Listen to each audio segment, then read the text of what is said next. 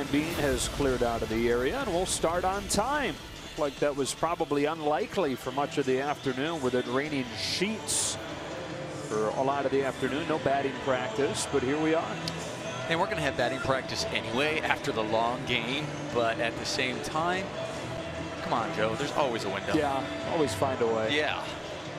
To at least get it started.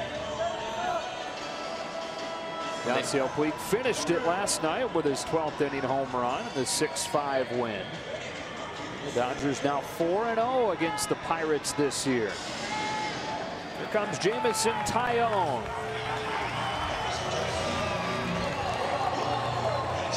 And the Pirates have lost 7 of their last 9 games. They had charged back into the race a couple of weeks ago.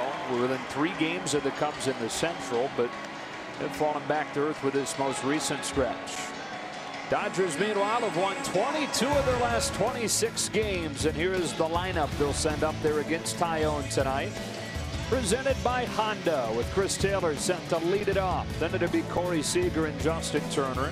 And with Cody Bellinger getting placed on the disabled list, Curtis Granderson for the 2nd night in a row bats cleanup. Yasmani Grandal, the 5-hitter and catcher. And right field, it's Yasiel Puig.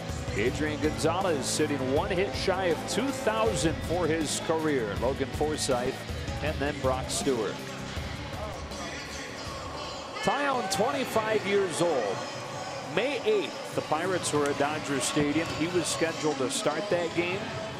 Instead, he spent May 8th undergoing surgery for testicular cancer. 3 weeks later, he was in a minor league rehab game. And just over a month later, he was back in the majors. Incredible. Truly an inspiration, that's for sure. I'm wondering if he's ever faced the Dodgers. He did face the Dodgers last year in his rookie season. And on that outing, he just went 4+ innings, gave up 4 runs on 8 hits. If you look at his last 3 starts, he's given up 8 runs over the last 3 starts. But that's a little bit deceiving because he's actually been pitching very well over those last 3 starts. He even said that. It feels like he has his curveball back and is better locating his fastball. Over those last 3 starts, he did have 22 strikeouts. We had to be looking at the forecast saying not again. His last start was shortened by a long rain delay. But like you said, he thought some of the best stuff he's had all year. And that no decision against St. Louis last Thursday. All set for baseball. Chris Taylor climbs in and off we go with a fastball at 96, strike 1. Dodgers 88-35. Another remarkable 20.5 game lead in the division. Chopped foul, 0-2.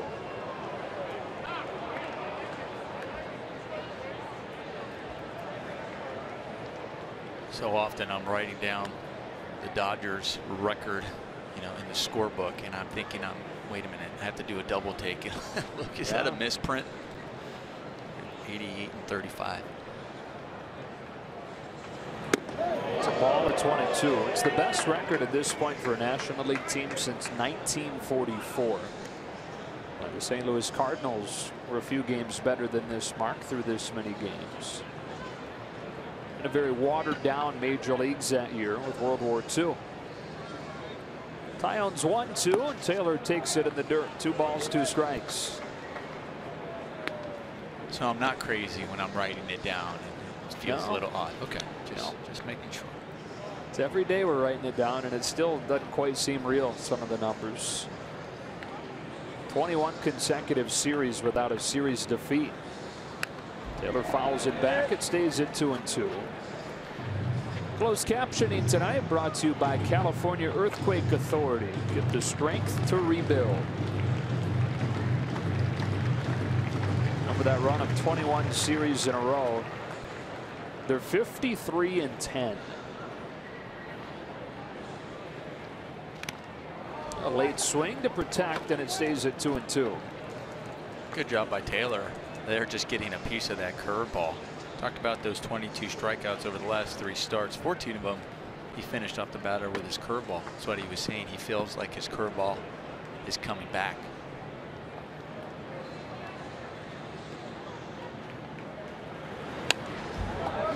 Taylor continues to battle against him. This will be the 8th pitch of this game opening AB. Chris, one of the best hitters in baseball since the All-Star break. 346 in the second half.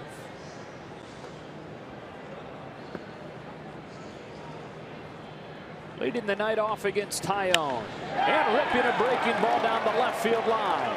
That rolls all the way to the wall. And Chris Taylor has a leadoff double. On the 8th pitch that Tyonne delivered. We talked about the breaking ball before, where he did an excellent job just getting a piece of it, recognizing it late, getting a piece of it, fouling it off, then gets a foul ball, fouls that one off. And I think after fouling off that curveball, allowed him to see the ball, get the time. He recognized that one, stay back on it nicely, and drive it to left field. For his first hit of this series, and to bring up Corey Seager.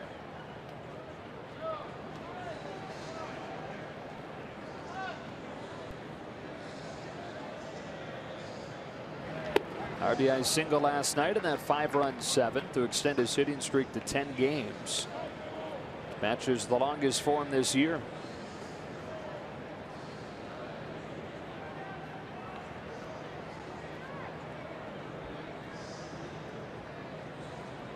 The 1-0. Outside, ball 2. We know Corey Seager likes to be aggressive on the first pitch. With the man on second, nobody out. He's looking for a pitch on the inner half, something he can drive to the right side.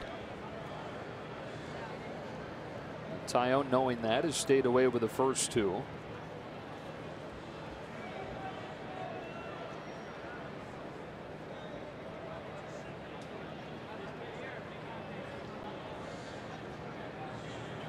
Now the 2-0. Paints the corner, 2-1.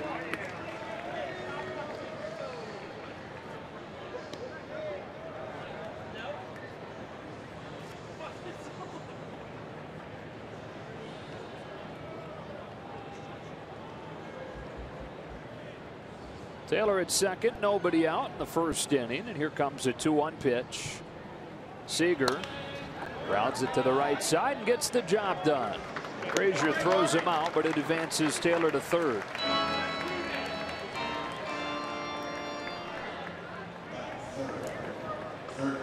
That's what he was looking for from the very first pitch. You know, early in the count, you're looking for something to, it's not about getting a productive out there. It's about driving that ball, but getting something you can handle to really drive it to the right side. But get a strike on you. After that, you're thinking, okay, at least get the job done. Excellent job getting the job done. And getting Turner to the plate with a man at third and 1 out. And just to see how important of a thing that is, all you got to do is watch the reaction when a guy steps back into the dugout. Everybody was ready to greet Seager. Sometimes the greeting is even better than when a guy gets a base hit and eventually comes back in. The appreciation for sacrificing yourself really for the better of the team to move the runner up. And interesting, it's not just a sacrifice, it's just getting the job done, because obviously, you love to get a hit, but you're thinking, okay, if the worst case I got an out, but at least I got the job done. And that's what your manager's talking about doing when he wants you, when he's up there. Because if it was just a straight sacrifice yourself, that's when he'll ask you to square round, bunt, do that. But swing the bat, but have a plan on where you want to hit it. I think they're checking right now to see if that might have grazed Justin Turner. Said he would know. It's hit often.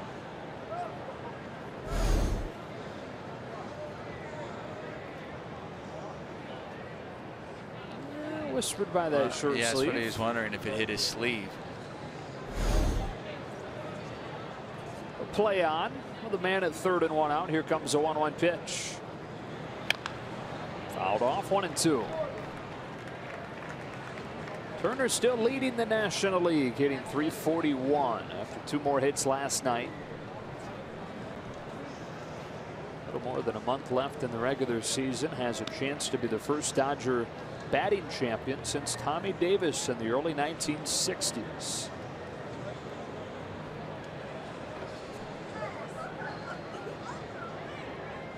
The 1-2. Turner taps it to short. That will bring home Chris Taylor. A couple of productive outs played in the game's first run. Taylor steps on home, a 1-0 game, and Curtis Granderson to the plate, bringing us to our Landover Performance Spotlight. We talked about this last night with his grand slam, but in order to really picture where Curtis Granderson is right now, you almost have to toss out the month of April that has completely skewed his overall numbers, because since early May, by a lot of measures, this has been one of the best hitters in the league. And I guarantee you, when the Dodgers were looking at possibly acquiring Curtis Granderson, they were erasing April. Grounded back to the mound. Tyonne's got it, and the inning comes to a close. But the Dodgers take advantage of Taylor's leadoff double. A 1-0 lead for Brock Stewart to work with.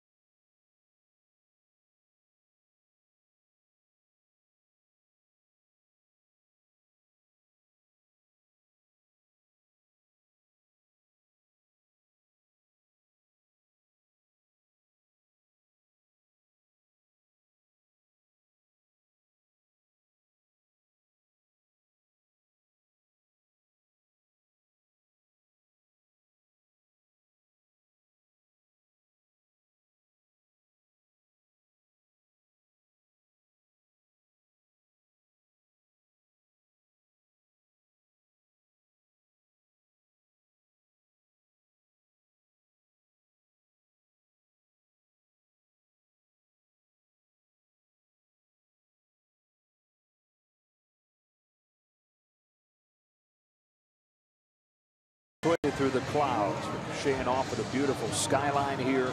Such a great view at PNC Park, where the Pirates are ready to bat for the first time tonight with this lineup from Honda.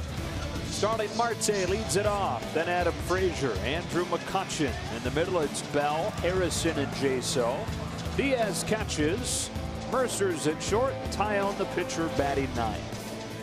Brock Stewart activated just before the game for his third start in the majors this year. His last outing in AAA Oklahoma City was really sharp. 5 shutout innings 1 week ago. Yeah, and you're looking at just his 10th appearance with the Dodgers tonight. And just look at 203 opponents batting average against. When I look at some of the numbers that just the Dodgers pitching staff has done in general, you know, best ERA in the major leagues, best at opponents batting average, and it's even guys going up and down like Brock Stewart that have really contributed to the success of the staff and this team. Starts Marte with a fastball for a strike. Facing a lineup where, when you consider some of the names in it, it is a surprise that their numbers aren't better overall this year. Ball and a strike. A part of that is the man that he's facing here in Starling Marte. Missed 80 games for a PED suspension. Part of it is that for 2 months, Andrew McCutchen was at his very worst. 1 ball and 2 strikes. They've at least had those 2 pieces for part of the way. Jung Ho Kang, who is their starting third baseman if he's here, has not been able to come to the United States. Multiple DUIs in Korea. And as they still figure out the trial there, he's not been granted admission back into the United States to rejoin the Pirates. Been without him all year. Ground ball to third, but foul, and it stays 1-2. Starling Marte, over the last week, really has been swinging a hot bat. I mean, he had a consecutive streak, 6-game consecutive streak with multi hits, snapped yesterday against the Dodgers. 0 for 6.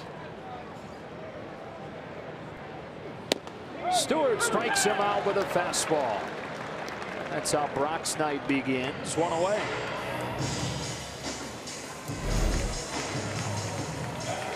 This had some nice run to it. It started off as a ball off the plate.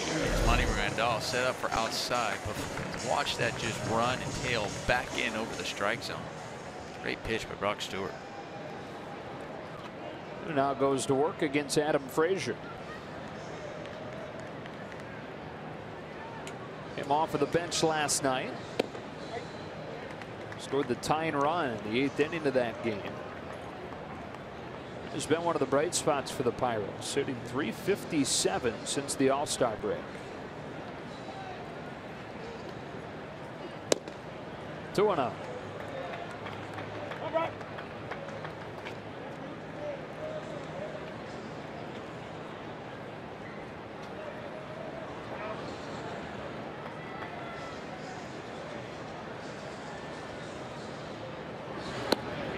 Falls behind 3-0. Stewart's 25 years old from Normal, Illinois. He's mostly an infielder throughout his baseball life. Even in college, he didn't pitch until towards the end of his career. In there with a fastball, 3-1. In fact, he only pitched 26 2/3 innings total in his college career. So the Dodgers, in drafting him, were getting a really fresh arm.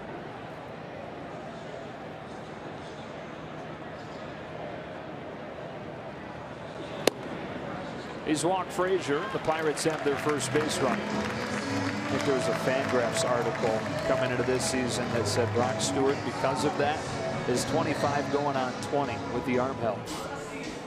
That's now more and more you see scouts and organizations looking at that, trying to get as much information on some of these kids when they're younger, especially high school, which is just very tough to see how much wear and tear is on that arm.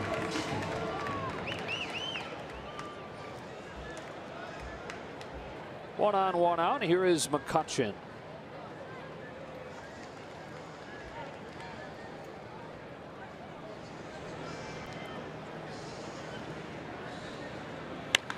Goes after the first pitch, and it's a majestic fly ball into short center that Logan Forsythe will wait for to come down for the second out.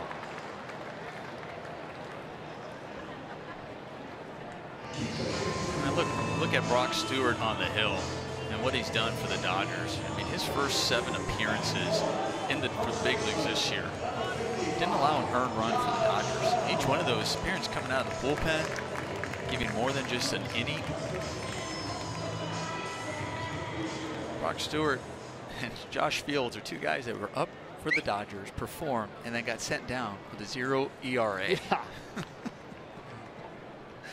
2 outs for Josh Bell.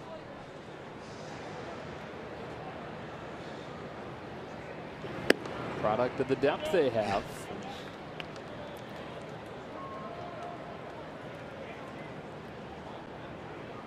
Fields, it looks like at this point here to stay.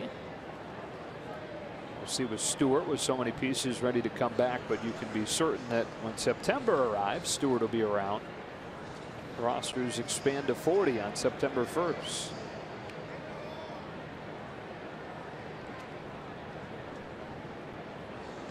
Facing one of the top rookies in baseball here in Josh Bell, hitting above 400 over his last 10 games. 2-0. We said it last night, but if it's not for Cody Bellinger, this is probably your National League Rookie of the Year. He's definitely putting up some great numbers. And Hurdle has said he is one of those guys that can hit in the middle part of the lineup and drive runs in. 24 years old and taking a strike 2-1.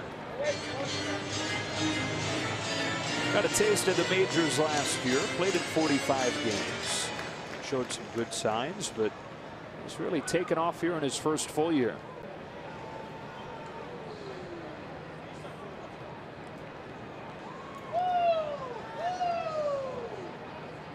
Frazier, a good lead at first.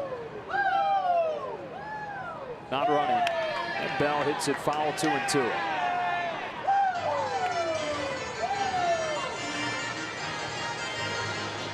Second-round pick of the Pirates out of high school in Texas.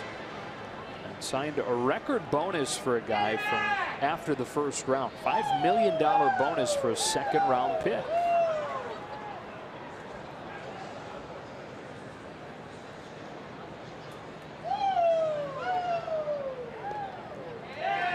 The reason that they had to give him so much money was that it looked like it was a sure thing he was going to go play college ball at Texas. In fact, so sure of a thing that he sent a letter to the commissioner's office advising teams not to bother drafting him because he was so certain he was going to go be a Longhorn.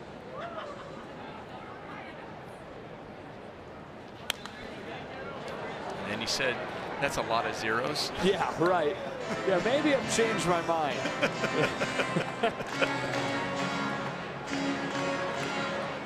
Pittsburgh, I guess, put on kind of like a college football style recruiting attack after they did draft him. The $5 million part, not the college football style, depending on who you ask.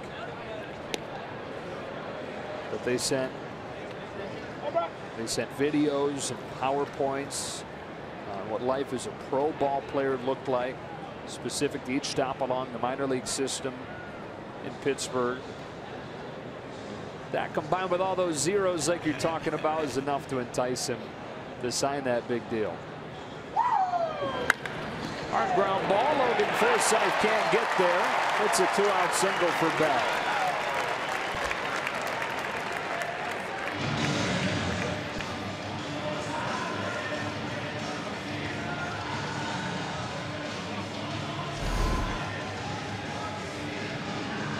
What we're talking about. He swings the bat well, finds a way to find a hole.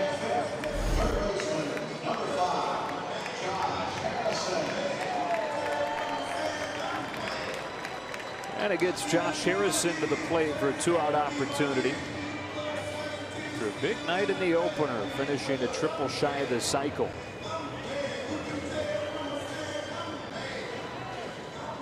Included his 3rd home run over his last 5 games. Now a career high in that category, 15 this year.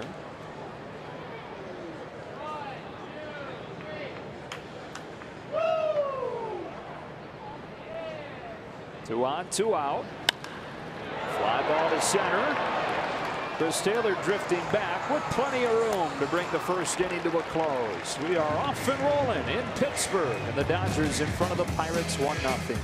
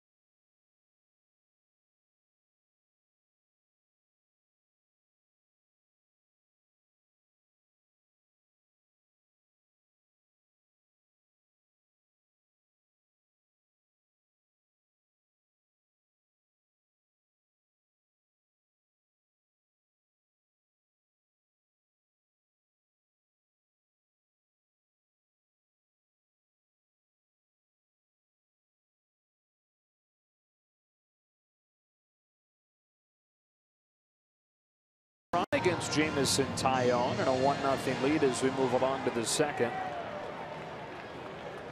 It almost feels ridiculous given any kind of baseball stuff on Tyonne.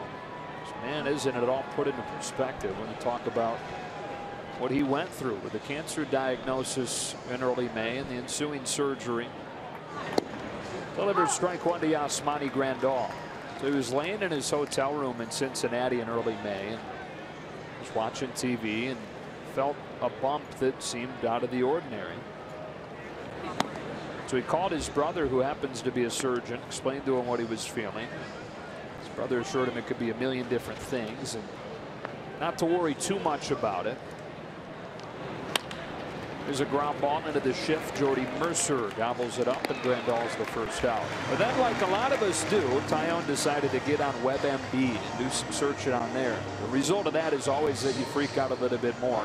There's never a good diagnosis from WebMD. Now, the next day, he has to pitch in Cincinnati. He did his best to not think about it, but it was weighing on his mind. And those that know Jamison well, even without knowing what was going on, could tell just watching him on TV that he wasn't right. With one out in the second, here's Puig.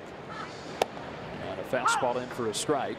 He went back to Pittsburgh 2 days later and finally spoke up and went in to get an ultrasound with one of the team doctors. And he said, knowing nothing about the medical field, he immediately knew something was wrong when he looked up on the screen and saw the results that the ultrasound was showing. 3 days later, he was in surgery instead of being in Dodger Stadium pitching in his spot in the rotation. He gets it foul. The remarkable thing is not just that he's been able to come back, but how fast he did it. In 3 weeks, he was in a minor league rehab game. And just over a month back on a big league mound. He tries to lay off and does, and the count evens up. And I remember talking to some of the Pirates coaching staff about it early when they were out there at Dodger Stadium, and they were just saying just what an, aside from what he has to go through, but what an unbelievable just individual. They were just talking about just Tyonne as a person. And then he also wrote just an amazing heartfelt letter to all the fans. Puig bangs one to right for a base hit. Just the message to the fans and his teammates and his family about what he's going through and how much he just appreciates the support from his family, his friends, his teammates, and how going through this, how he's going to beat this. And it was just amazing. It really was. And after reading it, I was going, I know exactly what the coaching staff's talking about it. And then he's one of those guys from there, and you just want to root for, said, okay, when's he going to come back? The fact that he came back in a month, you're right. There's things that are just bigger than baseball. It's really impressive. Same over there in Colorado as well. Adrian Gonzalez stands in. Yeah, it was a Chad Bettis. Came back through 7 shutout innings after missing much time battling testicular cancer himself. Gonzalez sitting 1 hit shy of 2,000 for his career. Almost got it last night in the form of a grand slam. Fell a few feet short.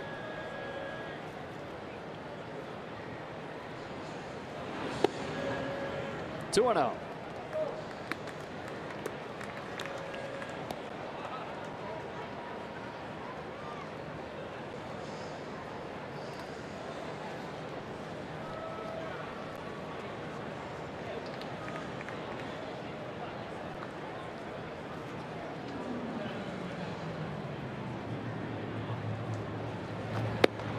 Quickly 3 balls and no strikes. Gonzalez will be playing first every day for the foreseeable future with Bellinger on the disabled list now. Everybody's been really encouraged with the way Adrian has looked. Back from a long stay on the disabled list this weekend in Detroit.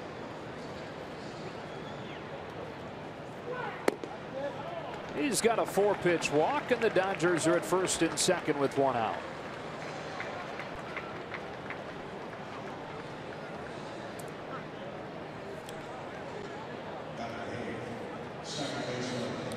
Well, you're talking about Chad Bettis also overcoming testicular cancer and coming back to a major league mound. He and Jameson and Tyonne got to meet each other and are forever linked because of that now. Drew strength from one another, what they were going through. Here's Forsythe.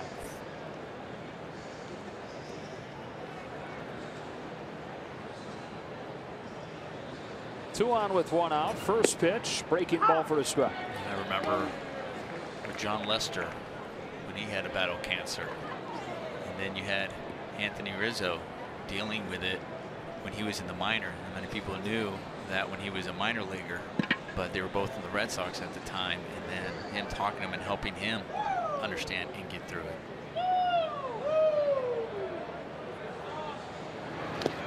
1-1.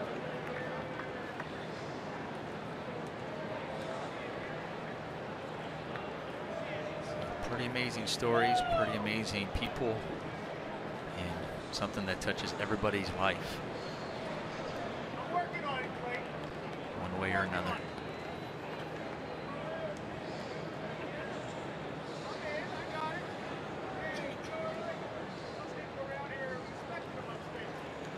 On this 1-1, Logan Forsythe swings and misses. 1-2. Pinch hit late last night and walked.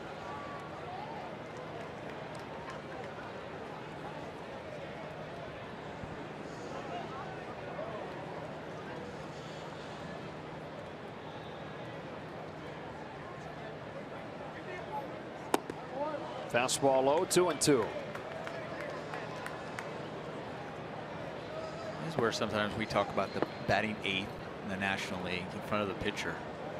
You're going, I know there's a base open, but you know, here's what went out. Here's your opportunity where you're thinking, okay, I don't often get these where I know they're going to pitch to me or I have a chance. And it's also an important at bat to have a chance to try to knock someone in here. Count goes full. Other than the obvious, you have a guy in scoring position, but you're also thinking, okay, if I get out here, then it's the pitcher hitting behind me as compared to just someone else that you're going, that usually knocks the guys in, or that you're usually not being pitched around. And if you're wondering, Brock Stewart, 1 hit in his major league career. Here comes a 3-2, and Forsythe takes what Tyonne gives him, and that is a walk to load the bases. Back-to-back walks to the 7 and 8 hitters, and Brock Stewart comes up with the bases loaded. It's like deja vu. Dodgers had the bases loaded on 3 separate occasions last night where they couldn't bring anybody in. And then on the other occasion, Curtis Granderson hit the grand slam.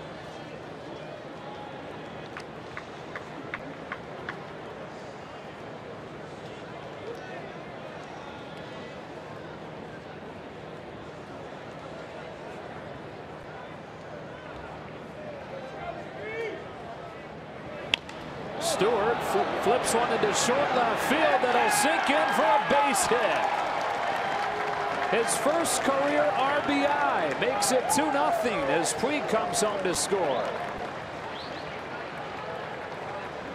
Forsythe just passing the baton. Well, I was like, that's why Logan took the walk, because he knew that Brock Stewart definitely has 1 base hit in his career. Said he wants an RBI. I'm sure he was yelling at him on deck. Listen, I'm going to be swinging here. Let's go. Get me up there. I'm going to knock somebody in.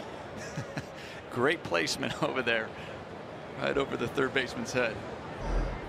As you saw in our Volkswagen replay, well, Brock Stewart doubles the lead. Still just 1 out. Back to the top of the order for Chris Taylor.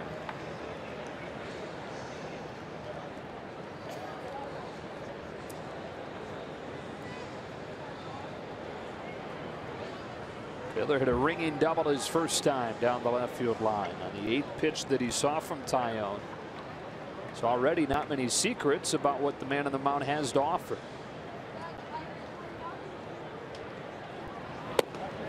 Ball 1.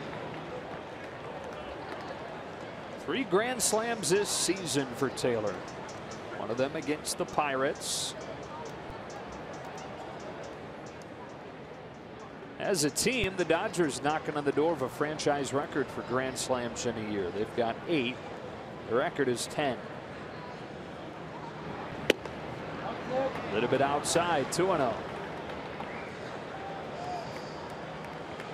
I love when we show this. I love when he comes up with the bases loaded, just so I can see his stats for what he's done career-wise, what he's done this year. Yeah, 17 RBIs this year.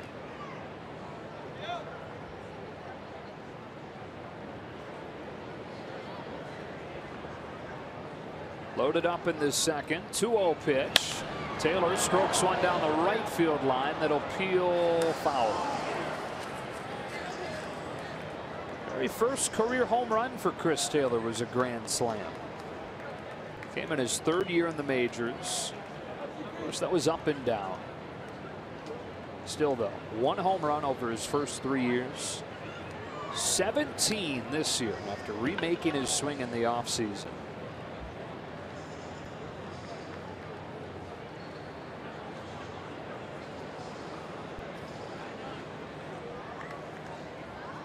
Here comes a 2-1.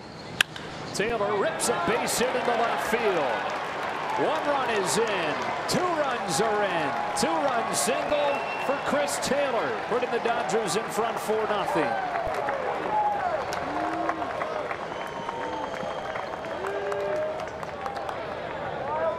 So make that 19 RBIs this year with the bases loaded. Talked about his first at bat, driving that ball to left field, getting a nice leadoff double to start the game. That was on a breaking ball. Staying back, this time on a fastball, turning on it, finding the hole. So I can't wait till the next time he comes up with the bases loaded. Those stats just got better. It was hard to believe that they can get better than what we saw. Close to 500 in his career with the bases loaded. The Dodgers jumping on Tyonne early in this one with a 1 run in the first and at least 3 here in the second. Taylor, after going 0 for 6 last night, has a double and a single in the first 2 innings tonight.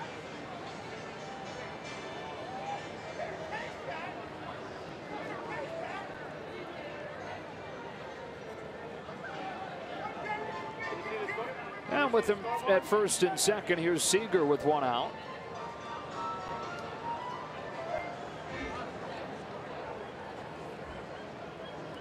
Be up there with a more traditional approach this time. He came up with Taylor at second and nobody out, trying to move him over in the first. On the first pitch, he pulls it sharply to first on the line, caught by Bell, and he takes it to the bag for an inning-ending double play.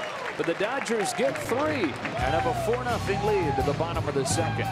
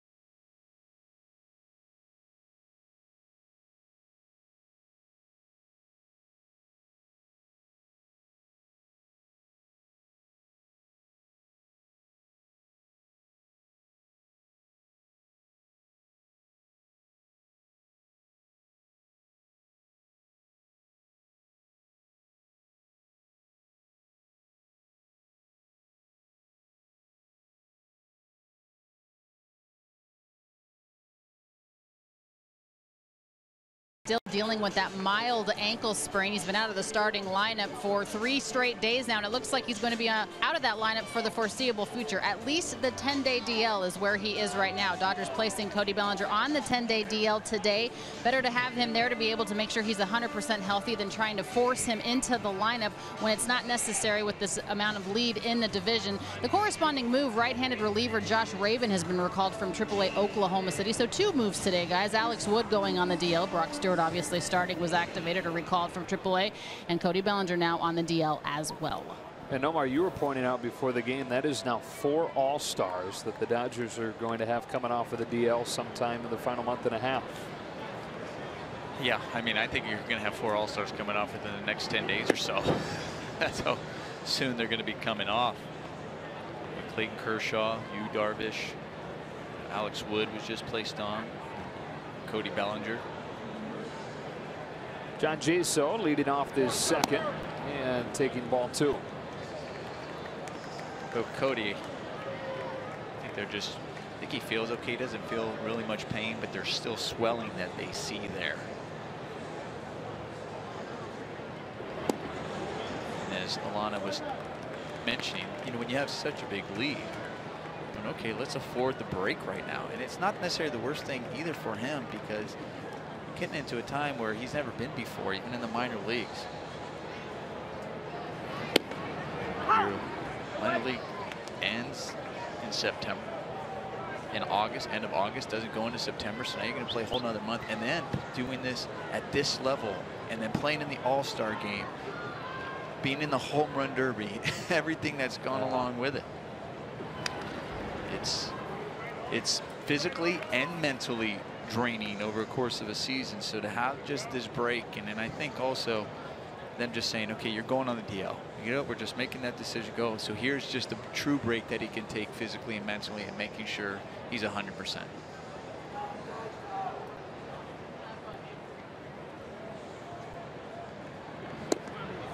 Inside on Jaso, and he walks to open the second. I mean, the longest minor league seasons are going to be almost 150 games if you play a long postseason, but usually around 140.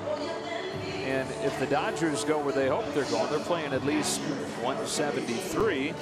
That's a significant jump. I mean, that's a whole nother month of games, a whole nother 2 months of baseball if you're Cody Bellinger in your first full major league year. I remember after my first year in pro ball in the minor leagues, when I decided to really go work out, is because how exhausted I was from a minor league season, and knowing all the big leagues is a whole nother thing. With one out, Elias Diaz. Strike one. It's those additional 20-some games more, and plus the intensity and at that level. And I remember after my rookie season, at the end of that year, I checked myself into a hotel for a week and didn't leave for 5 days, and just slept and rested and ordered room service. Rent some movies. Yeah, so all the movies, and I did shower, and I was like, all right, everybody good. I guess you wouldn't have had to. Nobody would have known. I was just so tired.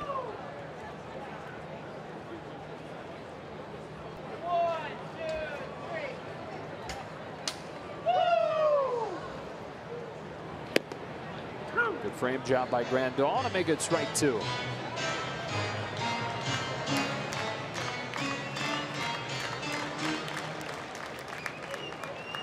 Stewart in his last outing, 70 pitches at AAA last Tuesday.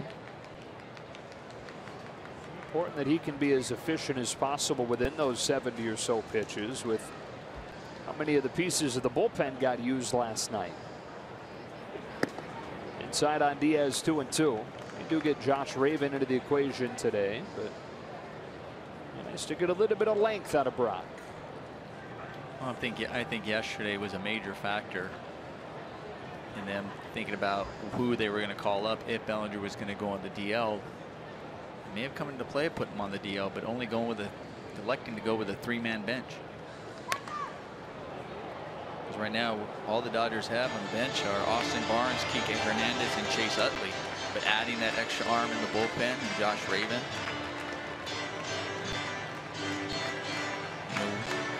before the game, Dave Roberts doesn't give us a list of who's not available in that bullpen, but he has an idea of who's available and who he'd like to stay away from. Here comes Stewart with a 2-2, and Diaz fouls it. Always looking ahead too to see when off days are coming, and do the same thing for position players. And with that, you look ahead not just at off days, but at the starting pitchers that you'll be facing in the coming days, and where it might be a good chance to get a guy a day off against somebody that he's struggled against, or vice versa. They plan quite a ways in advance. Full count on Diaz. And speaking of those plans, getting a day off. Remember, the plan was for Adrian Gonzalez when he came back was to start at first a couple of days, then DH, because they were also, you know, with Cody Ballinger, when he's going to go over there back first, probably get some days off. Well, he hasn't had a day off now, and I also think that's a good thing because it's showing how he's feeling. Ground ball foul. You know, for Adrian Gonzalez, see him out there since he's been activated, has been playing first. And even after a long game yesterday, you think about going the extra inning, 12 innings, 4 hours and 35-minute game. You know, we're talking about, you're going, okay, if there's any time your back's going to be stiff or feeling it, it'd be after that. But back out there, and yeah, he has other guys that he could possibly have put in there that have played first. You know, the versatility in this team. So I think that's a great sign seeing Adrian out there. Bounce to third, could be two. There's one and two. 5-4-3 double play to wipe him clean.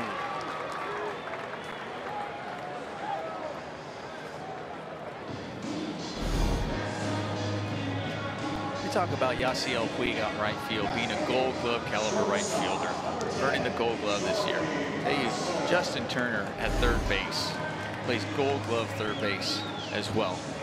The reason why he may not get a Gold Glove is because of that guy over there in Colorado, Nolan Arenado. Yeah, it's not fair.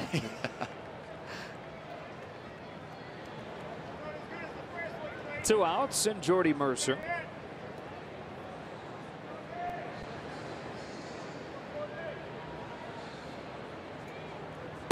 That's been the part of Turner's game that's evolved that hasn't gotten quite as much publicity as his offense turning around because of the swing change and everything. That's easier to talk about and easier to see evidence numbers wise, but he's a completely different defender than he once was. 2-0. Let's not forget, when he signed with the Dodgers, he didn't come in, he didn't have a position, he actually came in to compete, to play second base. He didn't know if he was going to be on the team. He actually came into spring training, was competing for a job at second base, and started off more as a utility guy for the Dodgers. And what he's meant now to this ball club. Really needed injuries to get any kind of opportunity once he made the team. And Ramirez, Juan Uribe both got injured in his first year. And even after having a great year, hitting .340 in his first year with the Dodgers, the next year started the year as Uribe's backup man. And utility man again. On the corner, 2-2. Moved into the starting role a couple of months into that 2015 season and really hasn't looked back since.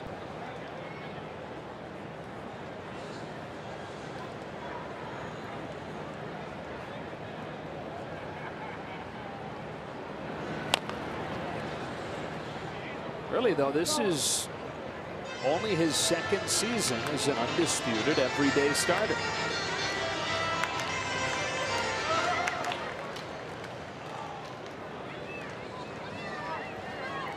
And also just consistently playing third base where he knows, okay, I'm going to be over here at third. Prior to that, he was still going out there at second base. Never know. And listen, he still might move over there. But we see on this team, you have Utley, Forsythe, and the other one, Austin Barnes, will go over there and play second base. Chris Taylor could play there. Taylor. Kike Hernandez can play there.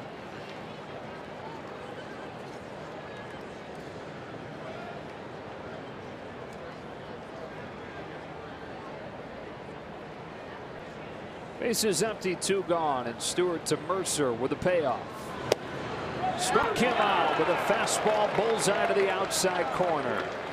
His second K through 2 scoreless innings, on to the 3rd in Pittsburgh.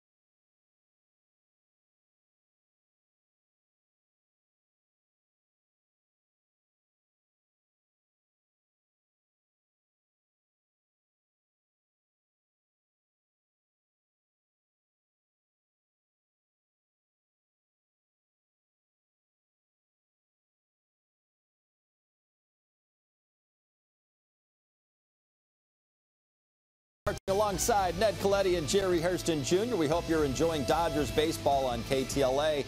Let's take a look at the Dodgers calendar presented by Spectrum. The Dodgers have 2 more in Pittsburgh before coming home to host the Brewers. You can see all of those games exclusively on Spectrum. Sign up for Spectrum TV. It is the best ticket in town right now. Back to Joe and Nomar.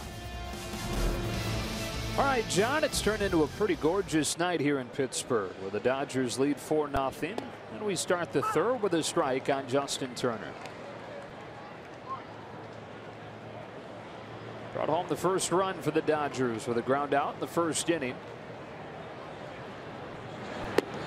1 ball and 1 strike.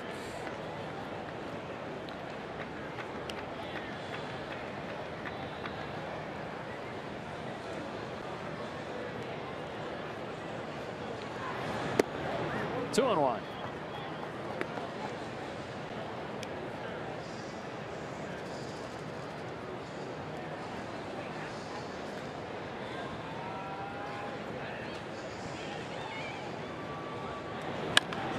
Get into the hands. Tyonne will throw him out for the first out of the inning.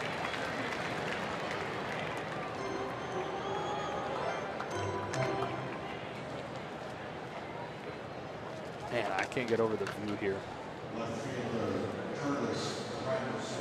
You and I were talking about it before we came to Pittsburgh. Said you're like, this is my first time to Pittsburgh in that stadium. And I said, you're just going to marvel at the beautiful backdrop, the skyline overlooking it. I go, I told you, it doesn't look real. The Clemente Bridge. Here's a 1-0 to Curtis Granderson for a strike. They actually wanted to name the stadium Roberto Clemente Stadium, but then PNC bought the naming rights, and that was the compromise. They named the bridge after Roberto. From the 6th Street Bridge to the Clemente Bridge. They shut that down to traffic on game night, and it becomes just foot traffic. Anderson pops it foul. 1 ball and 2 strikes. And it's always fun on a beautiful night like tonight to or a beautiful day walk over to the stadium, and then after the game walk back to the hotel after the game. Also that wall, that wall is in honor of Roberto Clemente as well in the right field. It's 21 feet high for his number.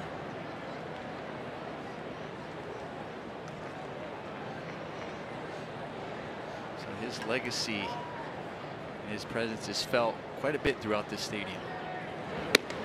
2-2.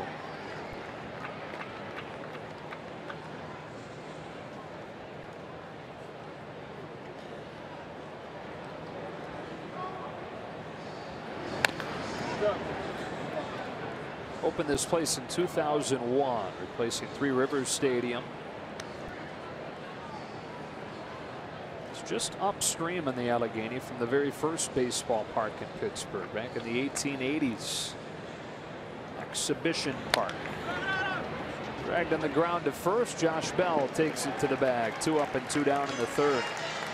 The inaugural Players Weekend is coming up next weekend, or actually this coming weekend, and at MLBshop.com. Commemorated with limited edition Dodger jerseys and tees featuring player pick nicknames. You can wear the gear the players will wear on field next weekend. Available while supplies last at MLBshop.com. Pretty sharp looking jerseys. I'm as traditional as anybody when it comes to the beautiful traditional Dodger jerseys they've had forever, but it's cool for one weekend to see a little bit different style with some baby blue in it, some navy in it. And then the nicknames on the back, and then different style shoes and equipment that they'll be wearing. We got a glimpse of that when the Pirates played the Cardinals over the weekend over there in Williamsport.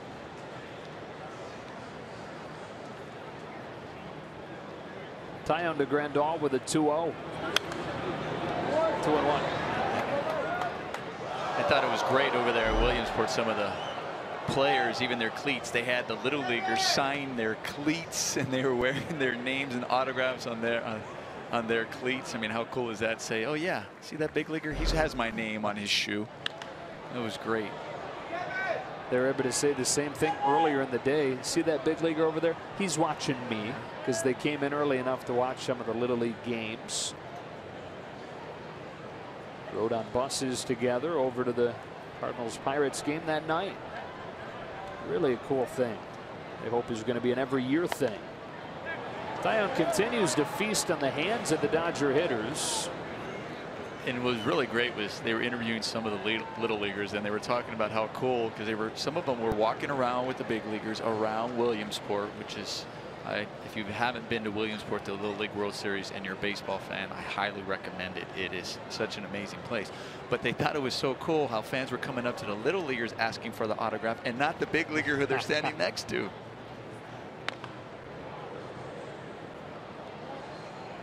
They poured in, Major League Baseball poured in millions of dollars to renovate the minor league park there in Williamsport, specifically with this event in mind. I hope the 2 different teams every year will play there on that Sunday during the Little League World Series. Another 2-2. Grandal strokes one in the air to left center field. Back on it goes Marte at the edge of the track to finish the Dodgers off in the third. First 1-2-3 inning of the game for Tyonne.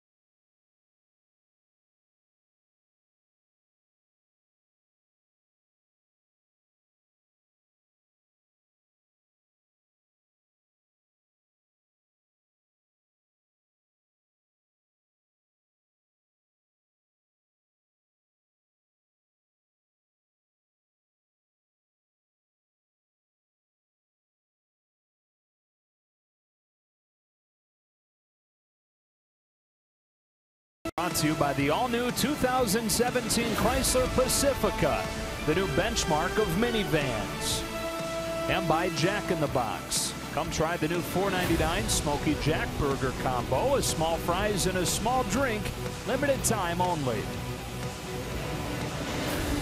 On this date in 1948, Jackie Robinson stole home as part of a triple steal that the Dodgers pulled off. In a game where they stole 8 bases total against the Boston Braves, that is still the Dodger record, even though it's been matched one time. In 1974, Dodgers stole 8 bags against the Cardinals. Didn't have a triple steal that day, though. Brock Stewart in there with strike 1 on Jamison Tyonne. Is that picture we just looked at flipped? Or had he like spun around somehow? Tyonne grounds one to the hole. Seager a long way to range to get it. Not in time at first. Tyonne with an infield single. Seager somehow made it close.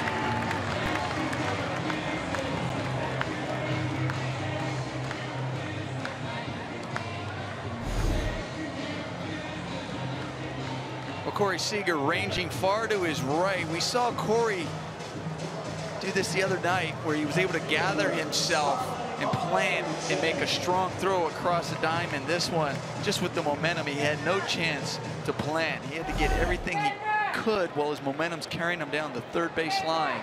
And Tyonne hustling down to beat that out.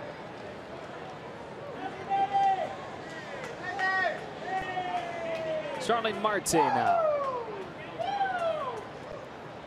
Time to the Pirates order begins with a strike. I was talking about that picture. Did he just slide really far to the inside of the bag? Almost looks like, yeah, avoiding. He's like, listen, I know where the pitch is coming, and I'll go to the other side. That is taking sliding to the inside of the bag, the plate, to the extreme. 1-1.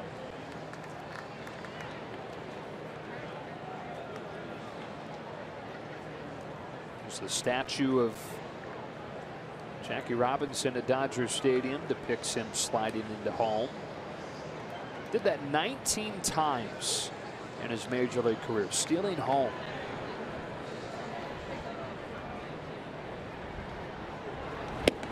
Two on Marte. Included in the 1955 World Series. Here's Curtis Granderson, who wears those socks up in honor of Jackie Robinson. Galana told us yesterday it felt really special for Curtis to put on the Dodger uniform over the weekend in Detroit. And to be sporting that look.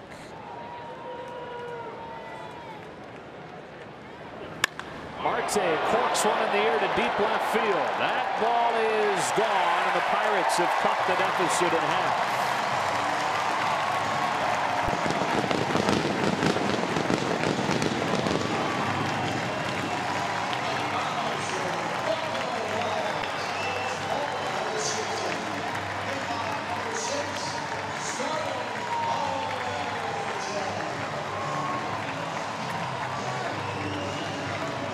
Coming into today, the Pirates have homered in 5 straight games, hitting a total of 11 home runs.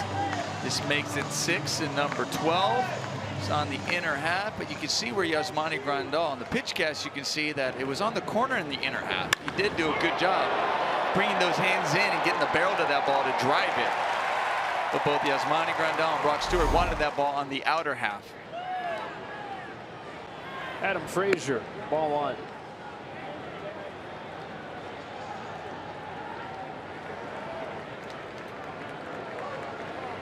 Of the year for Marte. He's only played about a third of the season because of the PED suspension. Even if the Pirates somehow found a way to make the postseason, Marte would not be eligible because of the suspension. Looks much less likely today than it did a week ago that they'll make it. They've gone 20-12 out of the All-Star break to climb to within 3 games of the Cubs, but have lost 7 of 9 since then to fade back. 2-1.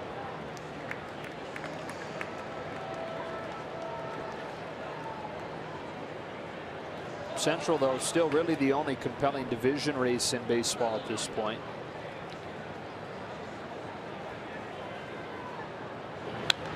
2-2.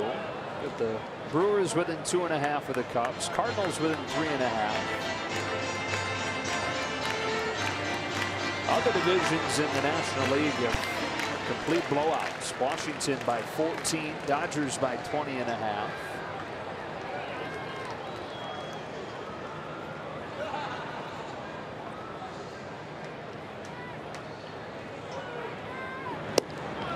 Three and 2 on Frazier.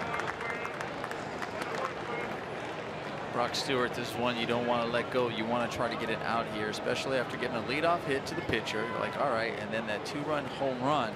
This is one where you just want to see, okay, get the next out. See if it can just help him settle down.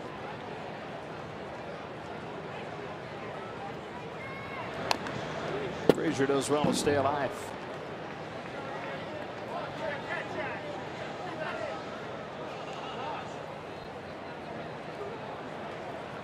25-year-old from Mississippi State. Gotten an opportunity because of that Marte suspension and Jung Ho Kang not being here. Taking full advantage. On another 3-2, it's fouled again.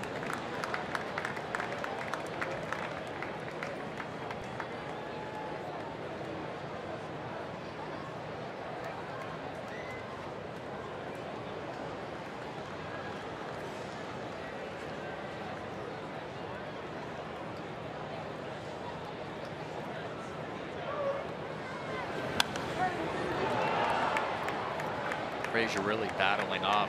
Brock Stewart's made some really good pitches. 2 fastballs, the last 2 fastballs he's fouled off, and also the changeup before that he stays alive with.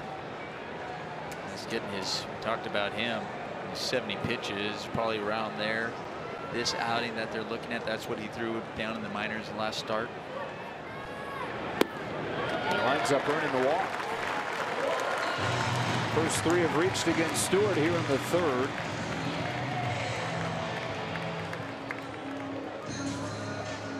Comes Andrew McCutchen.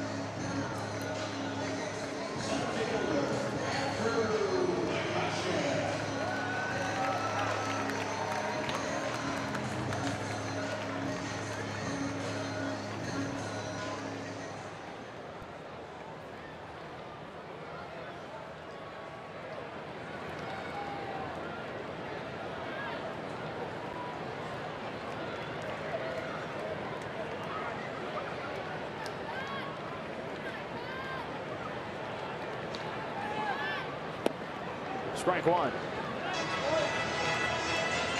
McCutchen has gone after the first pitch both times up there today. Popped up to short his first time. This time watches a change fall off of the table.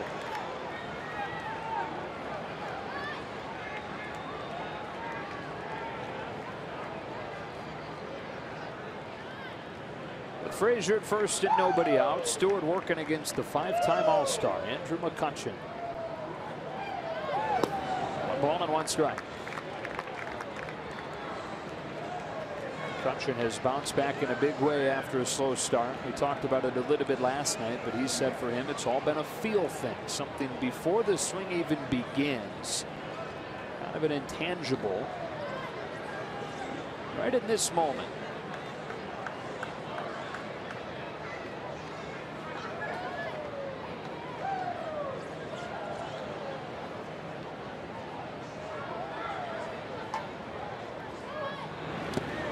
Two and 1. He said his aha moment where he knew that it was going to take off. June 10th, they were playing the Marlins, and he was facing Dan Straley. Thought that he had that feeling, and then roped a chest-high fastball into the gap for a double. Got to second and said to himself, that's it. It's on now. And it has been one of the top hitters in baseball since.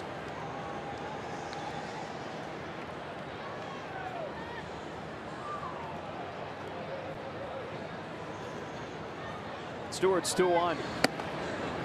Little bit off, ball 3.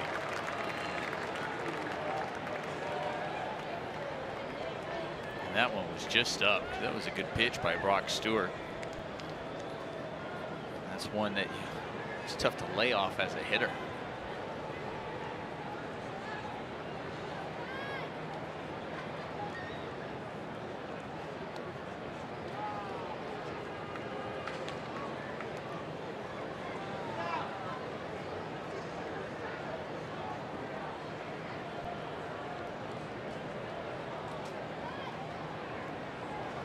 Tough spot here in the third for Stewart. 3-1 to Andrew McCutchen. Driven to left center field. That is a base hit. Taylor able to cut it off and hold McCutchen to a long single. But the Pirates at the corners and still nobody out.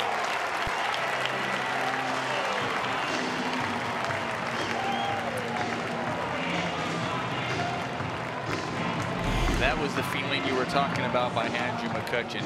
Yes, he was in a hitter's count of 3-1. He gets a pitch right over the middle of the plate, but just a nice, pretty swing, taking it right back up the left center gap. And take a really big swing there, 3-1, where you're just flailing out, pulling off of the ball. Just stays nice, stays head on it, nice through the ball. Brings a visit from Rick Honeycutt. Stewart now at 60 pitches, and Josh Raven, who just got here a little while ago, begins to warm.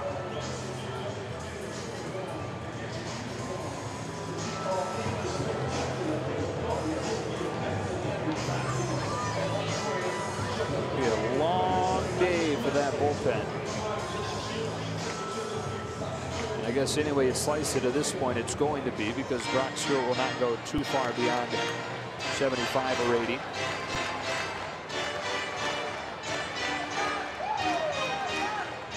The Dodgers yesterday in that 12-inning game used 7 pitchers out of the bullpen. Yes, and Grani and Paredes were the only guys that didn't throw. And you had Raven into that group. You've got 3 that have a full day of rest. Hottest Pirates hitter Josh Bell taking the change for ball 1. Singled his first time up, the average above 400 over the last 2 weeks.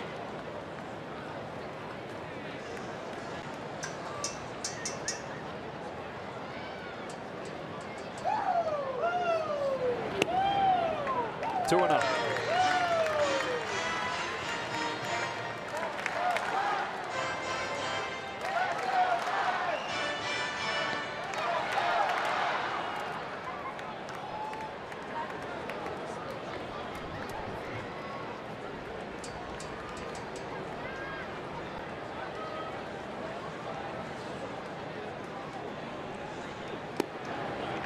Ball 3. Talk about how well Josh Bell has been swinging the bat. And coming into today's game, he had gone 31 consecutive plate appearances without a strikeout. And over those 31 chances, he was hitting .375 with 10 RBIs.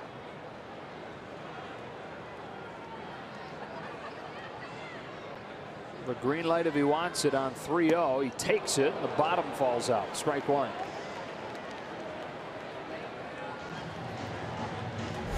That's a good pitch by Brock Stewart. 3-0.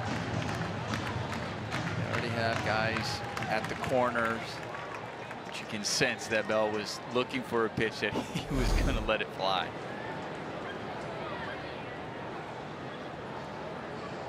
Stewart's next one. Do a change again. This time Bell took it or loaded up. The 4th Brock Stewart walk over the first 2+.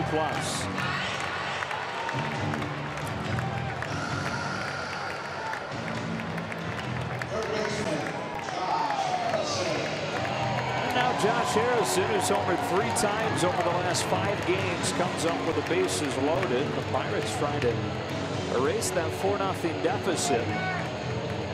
Looks like they're going to have to do it against the Dodger bullpen.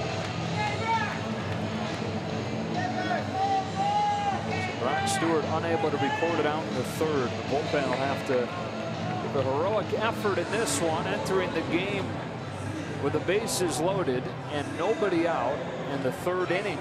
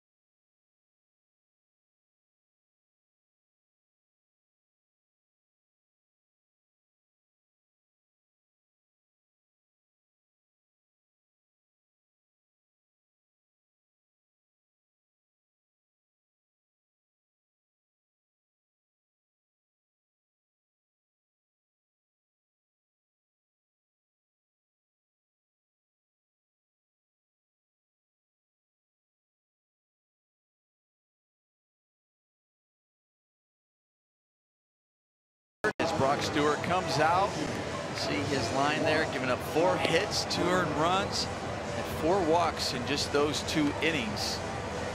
And leaves with the bases loaded, and those are all his responsibility as Josh Raven comes in as we're looking who's in and who's out. Brought to you by In-N-Out Burger. This season's pitched in 4 games. He just got called up from AAA today. Put on the spot as Cody Bellinger was put on the DL, the 10-day DL. So that's quite a day, huh? Hop on an airplane, flying to Pittsburgh, cab to the ballpark, put your Dodgers jersey on, and come into a bases loaded situation. All in the day's work, just like you wrote it up. Right. I don't think he's complaining one bit. Back in the major leagues. Still nobody out. Josh Harrison, the 5-hitter, there to greet Raven, whose first pitch is fouled back. Raven can really bring it. Right-hander from Chatsworth in Los Angeles.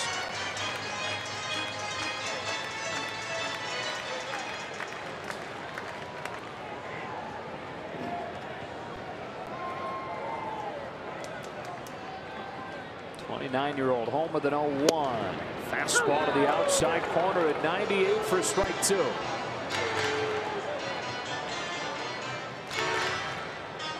Frazier's at third. McCutcheon's at second. Bell's at first.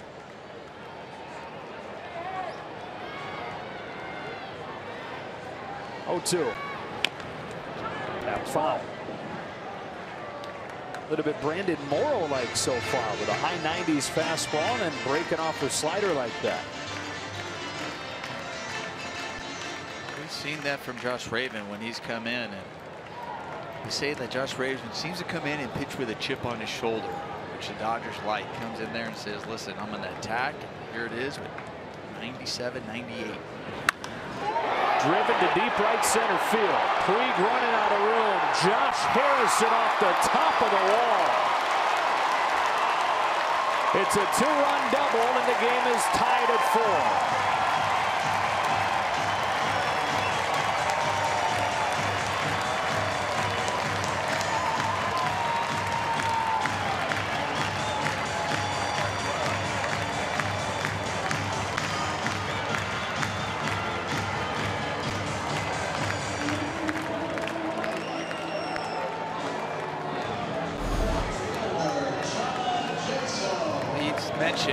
Before this at bat, Josh Harrison is homered 3 times in his last 5 games. Yesterday, hit a home run off Alex Wood going the other way, right in similar area, driving it, and just a few feet away from a grand slam. Probably a few feet to the left would have been better than a few feet farther. John Jaso now, still nobody out. He pulls one to first, knocked down by Gonzalez. Here comes the go-ahead run. They do get it out at first, and a nice play by Adrian, but the Pirates have come all the way back to take a 5-4 lead.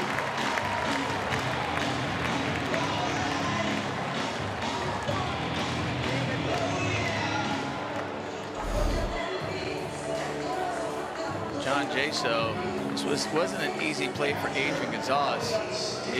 Good job just keeping it in front. He's going to be mad at the second time trying to grab it with his hand. So I'll tell you what.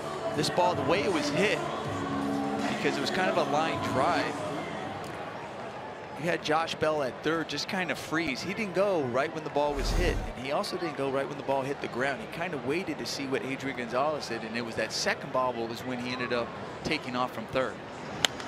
Elias Diaz tried to elevate with a man at third and 1 out, hit it foul. And for John Jaso, good at bat, wanted to go to the right side, able to get the run in, first and foremost RBI, but also advance the runner from second to third. So just like the Dodgers did last night in the 7th inning, a 5 spot for the Pirates tonight in the 3rd. Harrison at third with 1 out. Diaz takes high for ball 1. All 5 runs charged to Brock Stewart. Runner at third, his responsibility as well.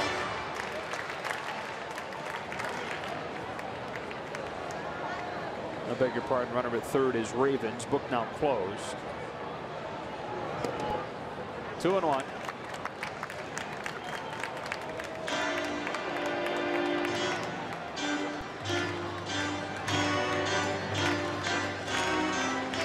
Josh Raven made his major league debut in 2015 after 9.5 years in the minors.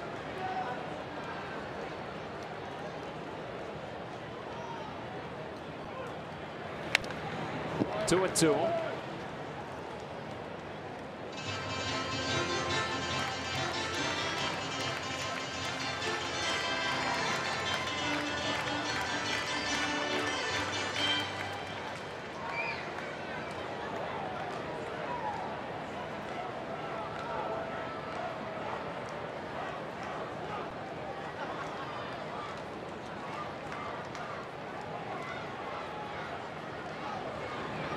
Struck him out with a fastball at 96, 2 out.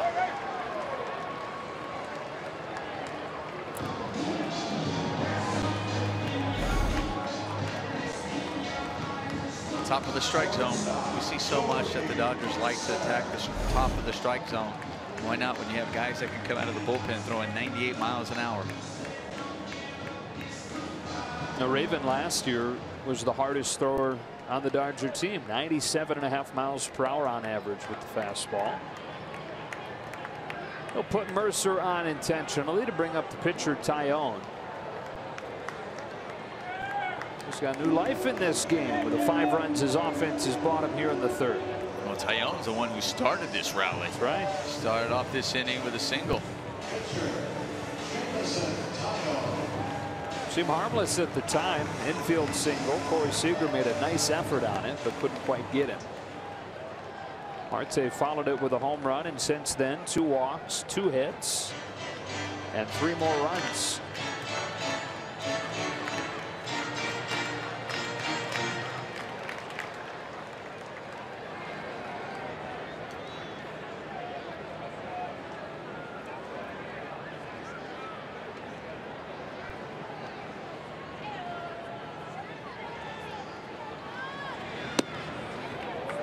A hit for Tyonne, by the way, was only his second this year in 27 ABs.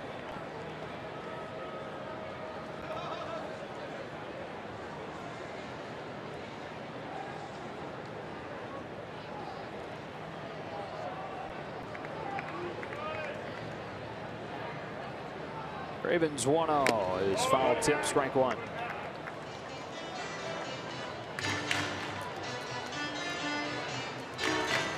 Still a long way to go in this one. Bottom of the third.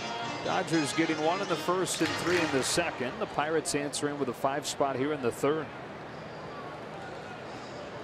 Trying to remain unbeaten against Pittsburgh this year, winning each of the first 4. It's 2-1.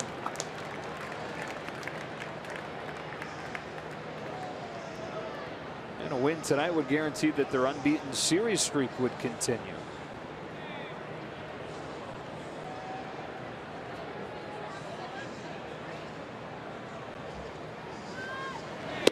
2-2. Now stands at 21 series in a row without a defeat. Back to when they dropped 2 of 3 against the Nationals in early June.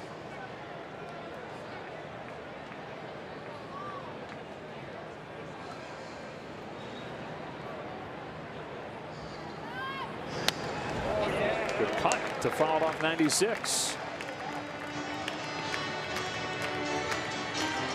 I think Tyonne took it personally when Brock Stewart got that base hit RBI. He's like, I'm coming back. I'm going to get myself a base hit. Started the inning off, and now it looks like he's going, oh, I got to get an RBI too.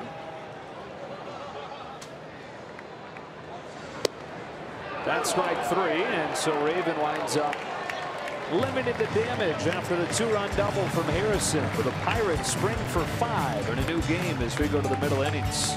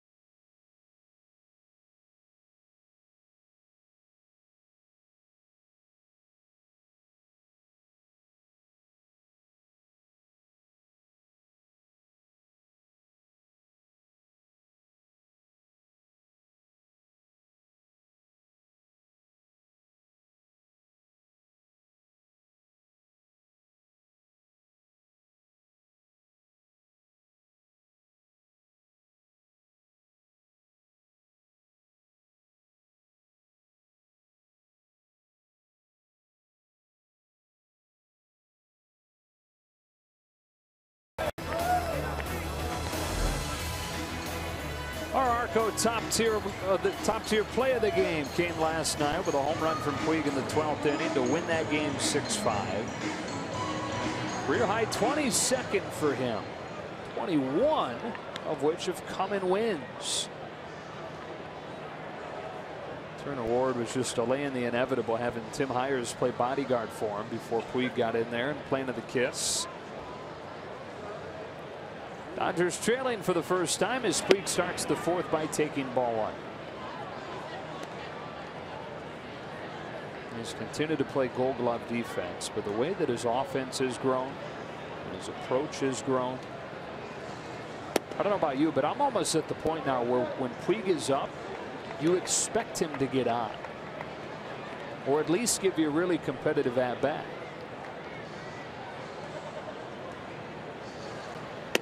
No, I agree with you. I think he's understanding himself more and more. I think he's also understanding the situation more and more. And even those stress situations, those big moments, he himself, I think, has recognized how to relax a little bit in those moments rather than trying to do too much. And even Dave Roberts has mentioned that, where he's a guy who's just so high energy and wants to do well so much that it almost overtakes him.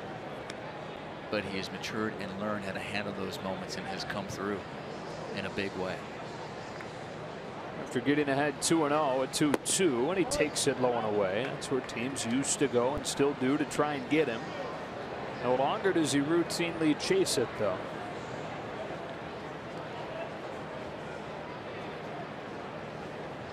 Taking that one, he's worked it full. Here comes a payoff.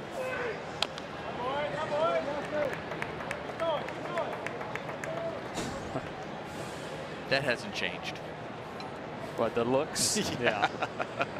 No. Still must-see TV, this guy. Can't look away when Yasiel Puig's up there. Tyonne pitches him another 3-2. And Puig takes inside ball 4. Two spots teams go on Puig. Breaking balls down and away, fastballs in. He takes one of each for a ball and walks to open this fourth inning. Our Coors Light Cold Hard Fact examines how frequently the Dodgers take those walks. Far and away the most in baseball this year. And it's not just Yasiel Puig, obviously. He doesn't have 500 walks. But at the same time, I think it's also a tribute to this team. It's not just the walks, but they also grind out at bats. They wear out opposing pitchers.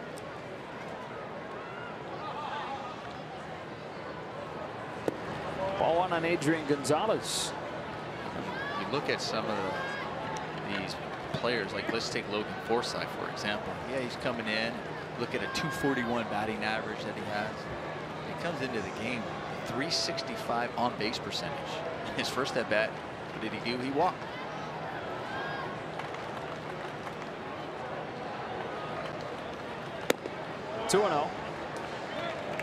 It's a deadly combination when you combine it with the fact that up and down the order you have guys that can take you out of the yard. So pick your poison. You're going to pitch around a group that will take its walks. You're going to give pitches to hit to a group that'll hit them. Puig at first, nobody out, and a 2-0 to Gonzalez. Ground ball to first that gets by Bell. Flips it to Tyonne for the out. Puig safe at second.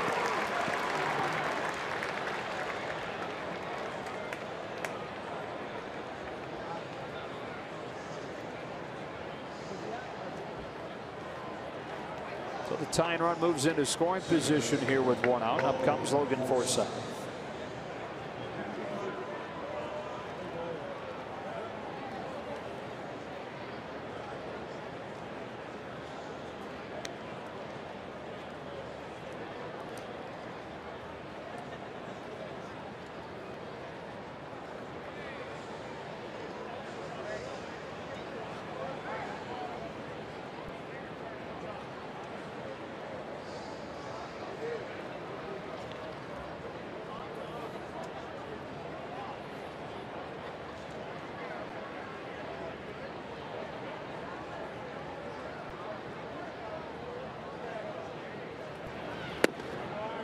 That's low, and Forsythe ahead 1-0.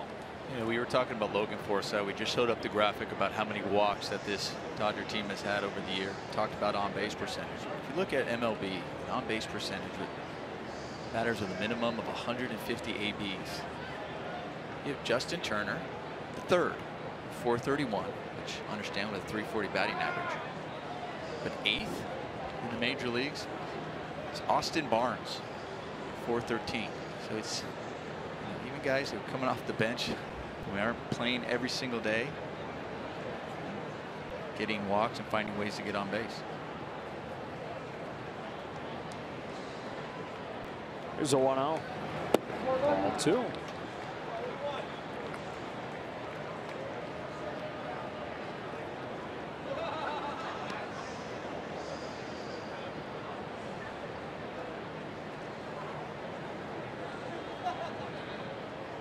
Dodgers trying to tie it right back up after the Pirates score 5 times in the bottom of the 3rd. Here's the 2-0, and Forsythe takes ball 3.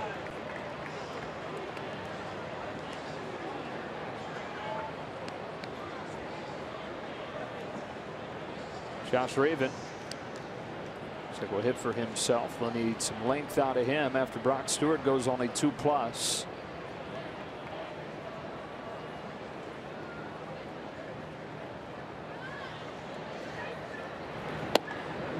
Strike 1.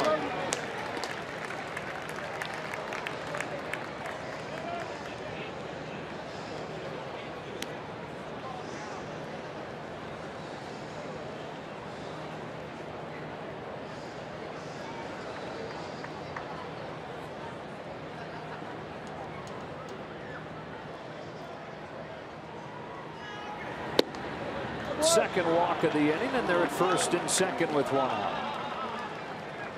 Tyonne extra careful there with the pitcher on deck. Josh Raven comes up. Well, this is a guy who is now more known for what he's gone through with the cancer surgery, but remember, this was one of the top pitching prospects in years. Number 2 overall pick in 2010. Right after Bryce Harper, right before Manny Machado. Signed the 2nd highest bonus in draft history at the time, $6.5 million. And it climbed all the way to AAA when he was 20 years old. But then injuries started to derail things, or at least slow them down. He didn't pitch in a pro game in 2014 because of Tommy John, and 2015 because of a hernia surgery. So when he debuted in the majors last year, it was one of his first games professionally in 3 years.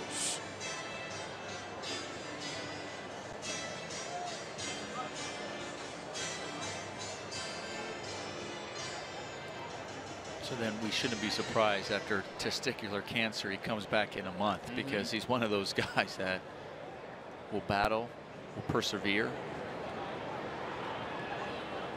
And he talked about that. He was quick not to make any kind of comparisons between Tommy John surgery and cancer surgery, but just the idea of having to battle adversity. He'd been tested time and again, missing 2 full seasons. 2 on with 1 out, a 1-run game in the 4th. Raven squares and takes a ball. Throw down to second, no chance to get Puig. Even when he did come back last year, so finally healthy from the Tommy John, finally healthy from the hernia, he took a comebacker off the back of his head, a 105-mile-per-hour line drive off his head, and stayed in the game. Raven bunts one. Diaz juggles it and throws just in time to get Raven.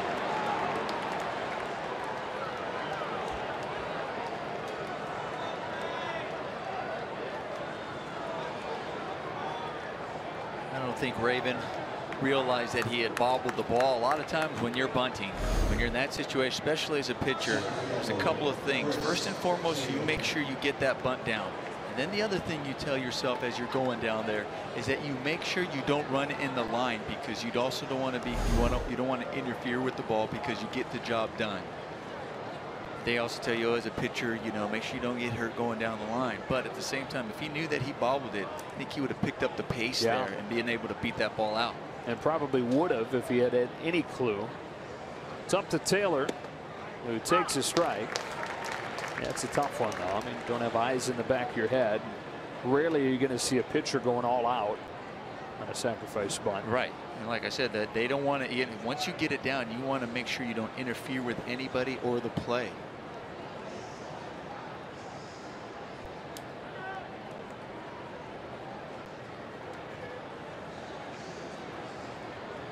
Second and third, 2 out. Chris Taylor, who has a double and a single in his 2 ABs tonight. A chance to put the Dodgers right back in front.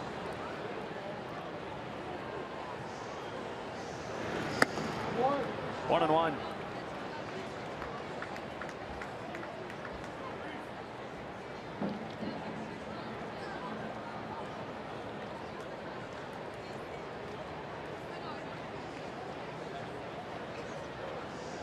Puig and Forsythe both reached on walks. Dodgers without a hit over the last couple of innings against Tyonne.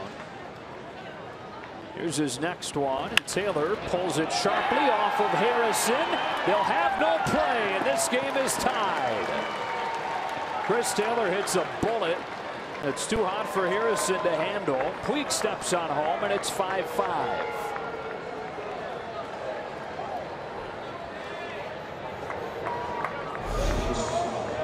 It's not surprising the way Chris Taylor has swung the bat all year long. Yesterday, get that extra inning game. He's leading off the game. Gets 6 at-bats. Goes 0 for 6. How you rolling this one? This one should be a hit. This ball was smoked. Should be a hit and RBI. I'm going to go ahead and write it down. But he smokes a double. His first at-bat. Smokes a single. The bases loaded. Gets 2 RBIs. And that one should be another single and an RBI. And it is. And now Seager can put the Dodgers in front. Half swing and a miss at a breaking pitch. Strike one. Yeah, so Chris Taylor has 3 hits and 3 RBIs in the first 4 innings of this game.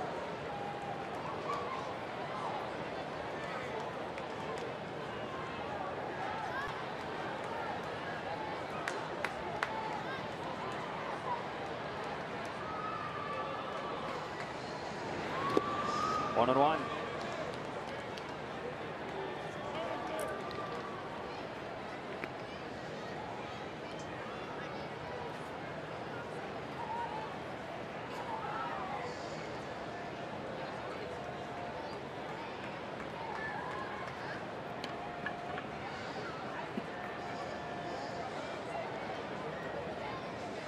At the corners, 2 out. Tyonne to Seager with a 1-1 pitch.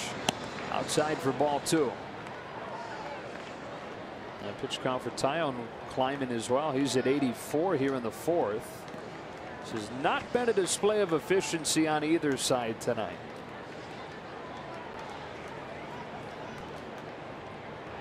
Eight walks total, 10 runs total over the first 3+ innings.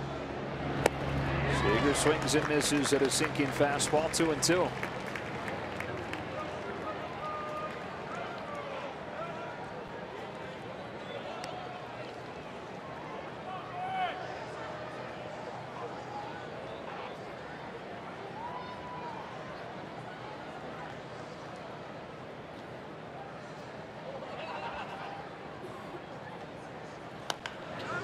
Gently bounced to first. Bell will take it to the bag, and the inning is over. But the Dodgers take advantage of a couple of walks to tie the game at 5. To the bottom of the 4th we go.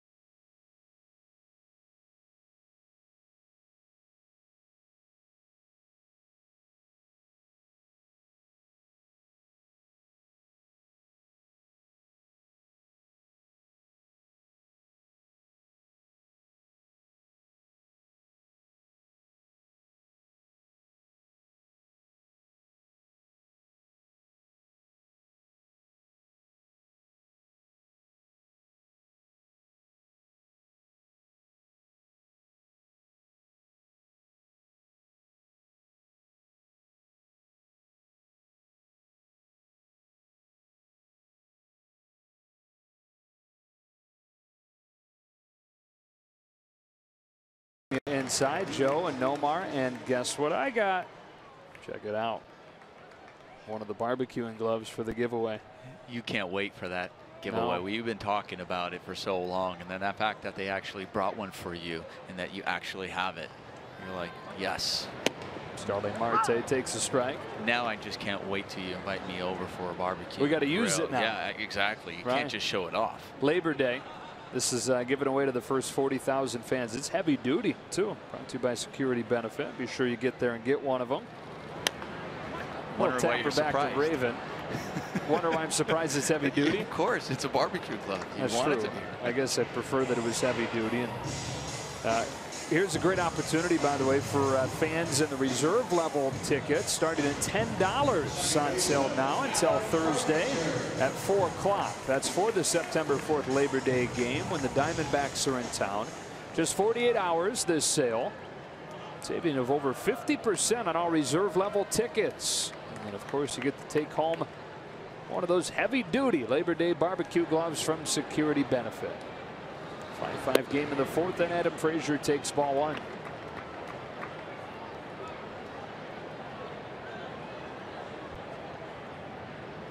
If it was flimsy, it wouldn't be a barbecue glove. It should be a glove. That's a good point. That's why I was wondering why you were so Yeah, I've shocked. Wondering now too. You have me second guessing myself.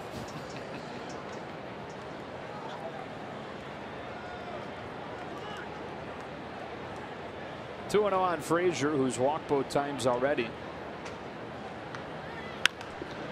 2-1. Tony Watson getting loose.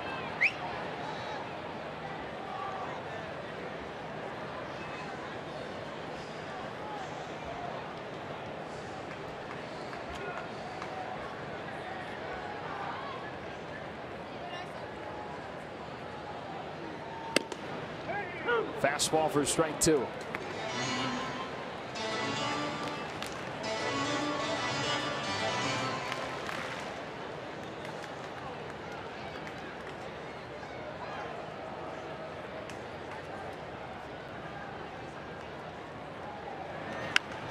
That's a foul. But what a weird year last year was for Josh Raven, who during spring training came down with the flu, strep throat. Dropped 20 pounds trying to get healthy from it. And then a few days after he was feeling better, he broke his arm in a car accident. It's inside and the count is full. So he had surgery on his arm. He was shelved for 3 months because of that. Non-throwing arm, but still, he broke it. And while he was recovering from that, he was suspended 80 games for a positive PED test. It's a foul. Came from a sports drink supplement that he took while he was trying to speed up the recovery from the flu and the strep throat. Josh wasn't about to let that define him. He came back from it and was really good when given the opportunity. Just 1 run over 10 appearances. Held opponents to a 2 for 31. Frazier chops a grounder to second. Logan Forsythe for out number 2.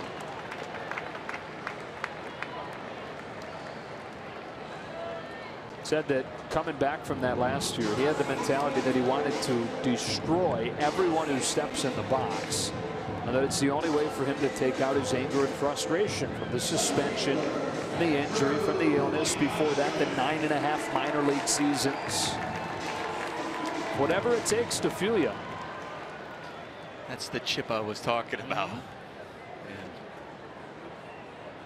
like I said, the Dodgers, they don't mind that he goes out there with that chip and the way he just goes out there and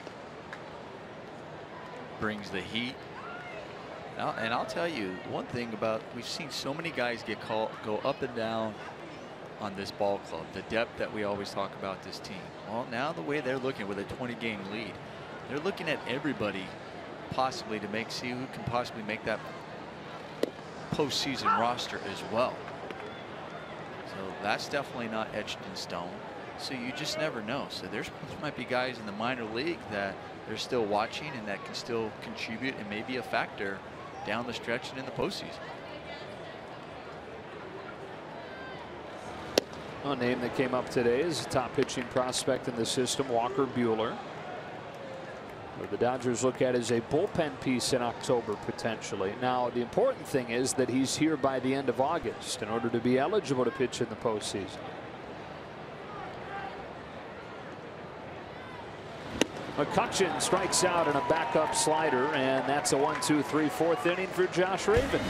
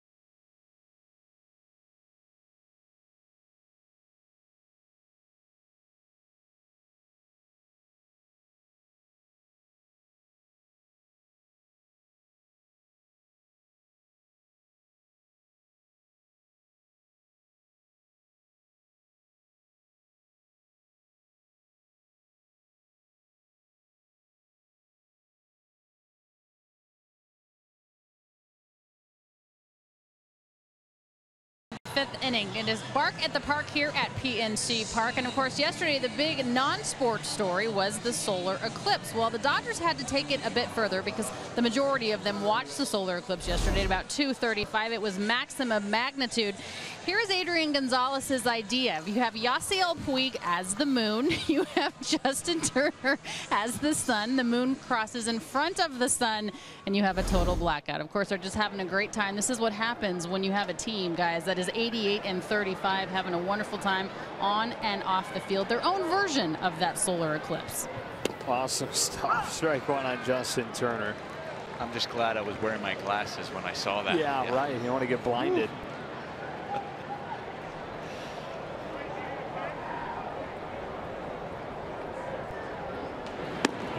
One ball and one strike.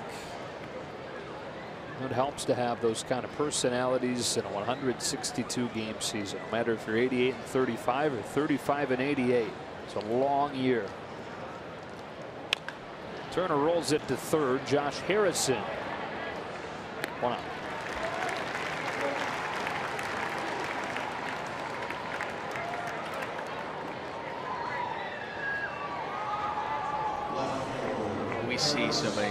We see this team before the game, how much fun they're having in the dugout before every game starts.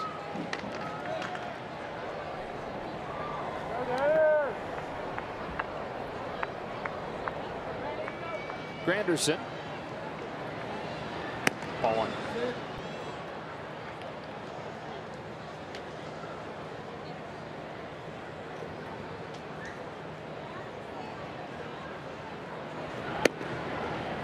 Two and oh. Granderson is 0 for 2. He's grounded out twice.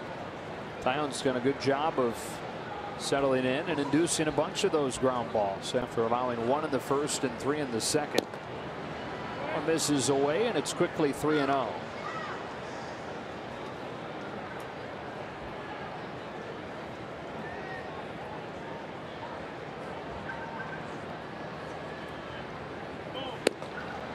Three and one.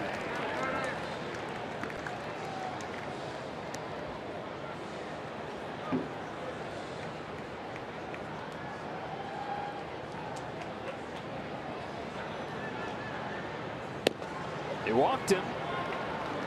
And the Dodgers have the go-ahead run aboard here with 1 out in the 5th. Tyonne to 94 pitches now. He's issued 4 walks. which is rare for him to have this struggle with control, although facing the team that walks more than any team in baseball.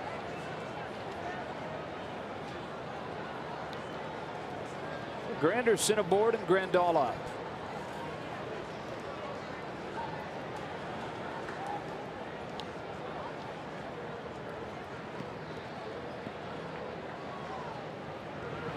Ball one.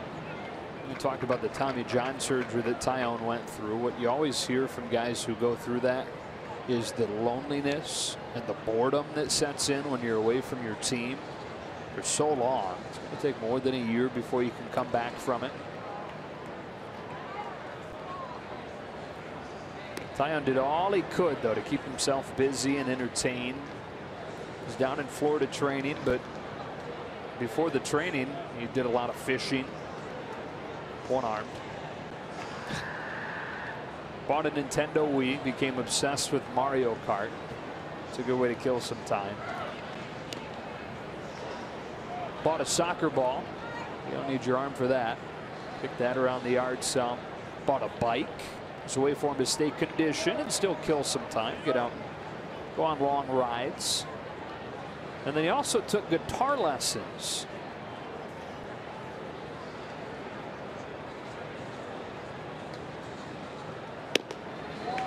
Two and on Grandal.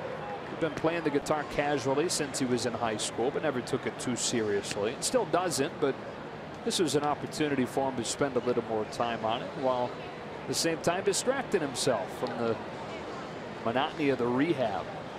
Said he's gotten himself to a point as a guitarist where you would be happy to have him at a campfire.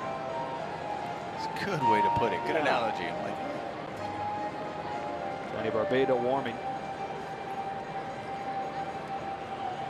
That's a good guitar player. wasn't there a pitcher that didn't he hurt himself? Was it like a forearm? Joel Zamaya on Guitar Hero. Guitar Hero. Not playing the guitar, but Guitar Hero. Right. That's more dangerous.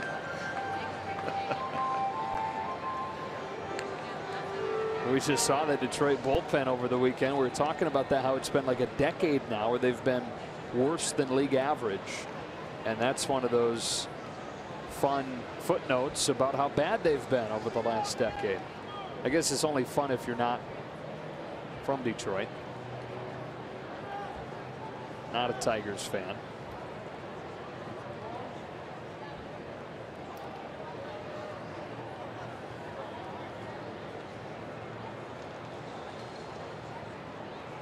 After the mound visit, 2-0 pitch. Grandal lifts it in the air. On the left side of the infield, Harrison has room for the second out. You got to really be jamming out on Guitar Hero to hurt your arm. Yeah, I mean, it was one of those where, you know, in baseball, you always hear about these freak accidents at times. And, you know, I think it was just forearm. Right? Yeah. I want to say the hardest song, and I'm sure somebody in our truck will correct me on this if I'm wrong, but the hardest song was a Muse song. The hardest level on Guitar Hero. Yeah, I didn't play Guitar Hero all that much. I didn't see you being into it. Yeah. I figure you would know. Puig comes up with a man at first and 2 out. Takes a strike.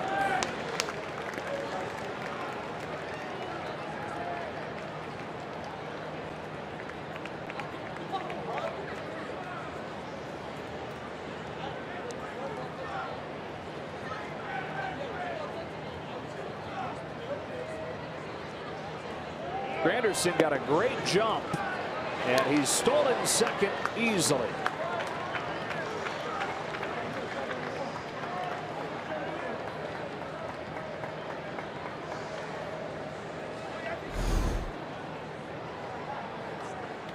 Great jump, great pitch to go on, breaking ball, really had no chance. Yeah, see how Puig mad at himself, just kind of a half-hearted swing. Now's the time to regroup. You got to battle, you're down 0-2, an opportunity to drive someone in.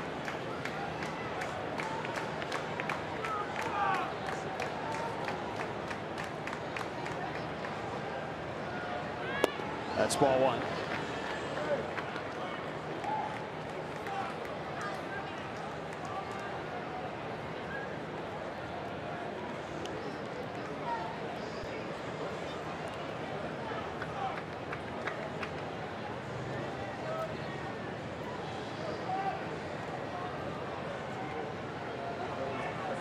Puig with a chance to put the Dodgers in front. The 1-2. Swing and a miss for strike three. Tagged out by Diaz. The Dodgers strand Granderson at second. Halfway home in Pittsburgh. Locked at 5.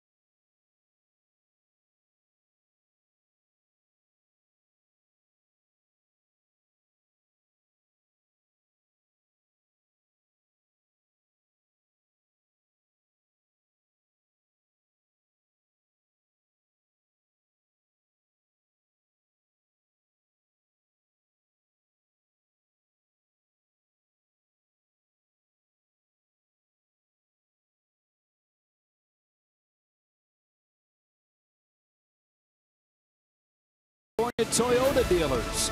Save big on a reliable new 2017 Camry now at Toyota's National Clearance Event. Beautiful shot of Pittsburgh, PNC Park on the Allegheny River, where the Dodgers and Pirates are tied at 5, and Tony Watson spent the first 7 years of his major league career. He traded at the deadline. He's back here in Pittsburgh. Made an appearance last night. Did not go as planned. He hit the leadoff man, who eventually came in to score the tying run in the 8th inning.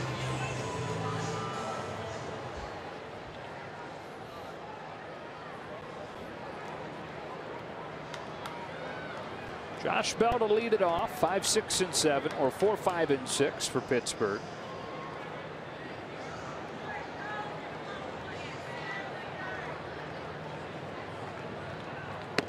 Yeah, ball one. Twitter gave us an answer on the hardest Guitar Hero song, by the way. Fury of the Storm by Dragon Force. Just to put a bow on that one.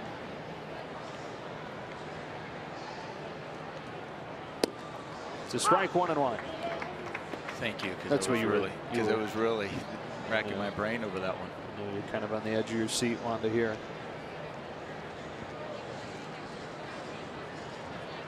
Bell's reached both times, a single and a walk. Takes a strike, 1 and 2. Hey, I mentioned earlier that Walker Buehler needed to be up by August 31st to be eligible for the postseason. That's incorrect. You just have to be in the organization by August 31st to be eligible for the postseason.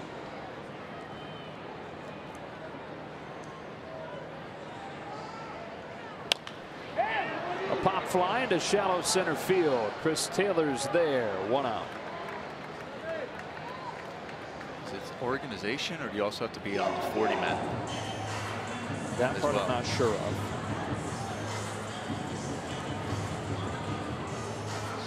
There's a lot of little rules like that within the CBA, and it used to be, I believe it was.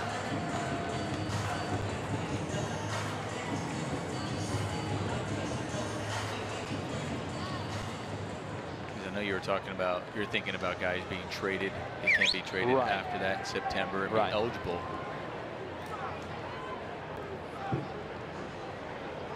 Josh Harrison with the bases empty and 1 out takes strike 1.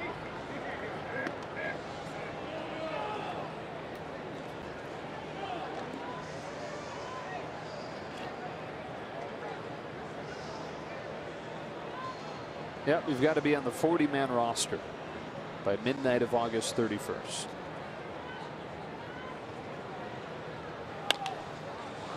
Another little pop fly in short right field. Watson has induced 2 of them for the first 2 outs.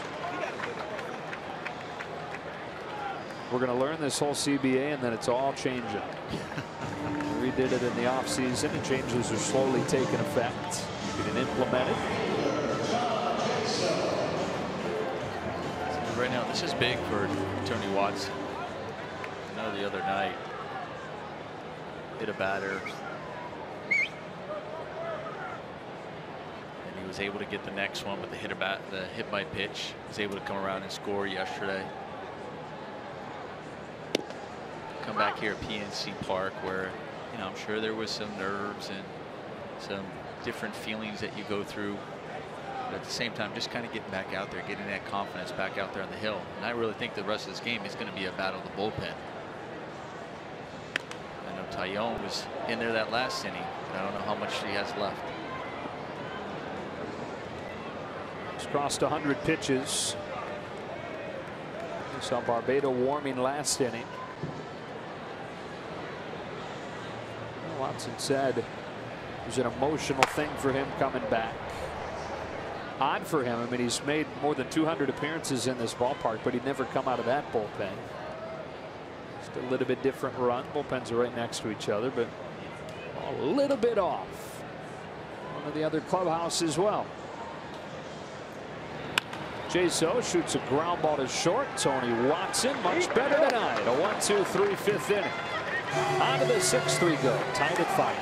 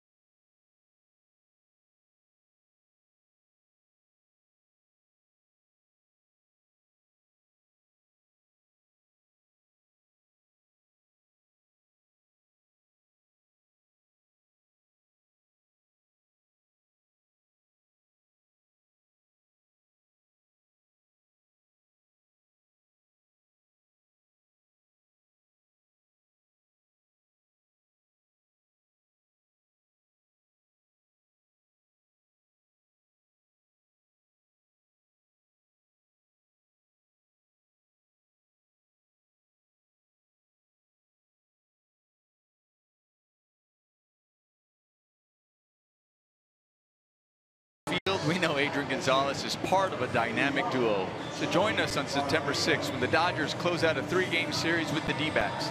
The first 40,000 fans will receive an Adrian Gonzalez bobblehead in a selfie pose presented by State Farm. For tickets, visit Dodgers.com/promotions. Johnny Barbado called up for the minors today to help out with the Pirates' depleted bullpen because of the long game last night. This will be his first appearance since June. And it'll begin with Adrian Gonzalez. Yeah, this is his second stint with the Pirates this season. has 15 relief appearances with a 4.84 ERA. Gonzalez still looking for number 2,000.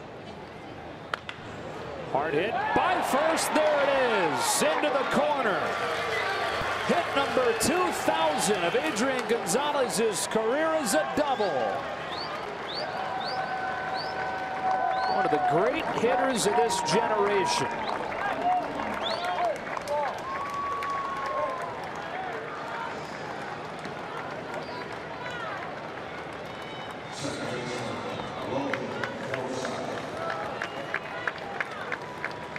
Of course, quickly get that ball. They'll get it verified. And he'll have that somewhere special. Able to get the barrel to the top of the strike zone. Driving that ball down the right field line. I'd say it was pretty classy. You got Jordy Mercer went over to Adrian Gonzalez, said congratulations. Dodger fans here giving him a standing ovation, appreciating it. There's oftentimes that opposing teams don't necessarily know what was going on, why everybody's yelling, I need that ball. Number 2,000. Congratulations, Adrian. And in the more narrow picture, Dodgers have the go-ahead run in scoring position to start the sixth. As Forsythe looks at ball one.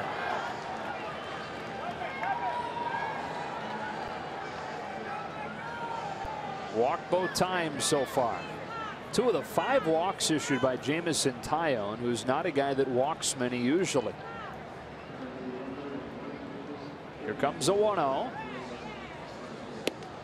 That's inside. It is one of those times where you come up, you're batting 8th, as we talked about. What are the thought process batting 8th? Well, you have a leadoff double. Are you thinking about going the other way, making sure you move them over? Oftentimes, you're thinking about driving them in because of the pitcher hitting behind you. But in this situation, move them over because you have somebody, you got Chase Utley on deck. On a 2-0, Forsythe had a pitch to try and do it with, but came up empty. 2-1.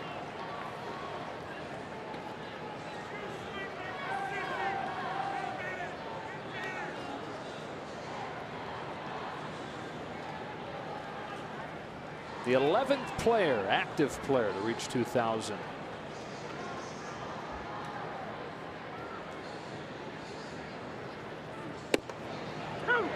Two and 2. Dodgers saw number 10, Nick Markakis. He got it against LA and Atlanta earlier this year. Chase Utley not too far off, within a couple hundred hits of 2,000.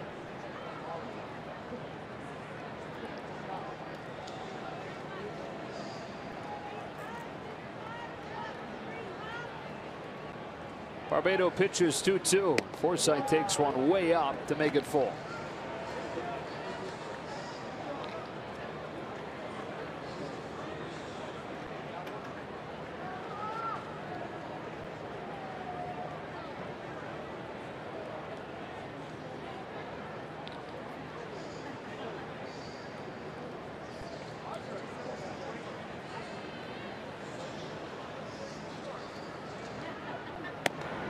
The 3rd walk of the night for Logan Forsythe.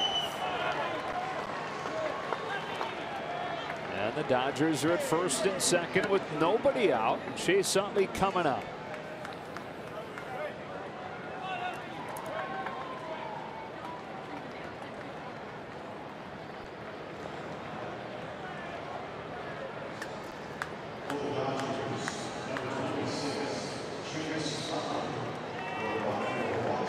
Stirring down in that Pirates bullpen. Utley and the Dodgers hoping it's too late. They're winning 6-5 and 12 last night. Tied at 5 here in the 6th in game 2 as they try to move to 89 and 35 on the year.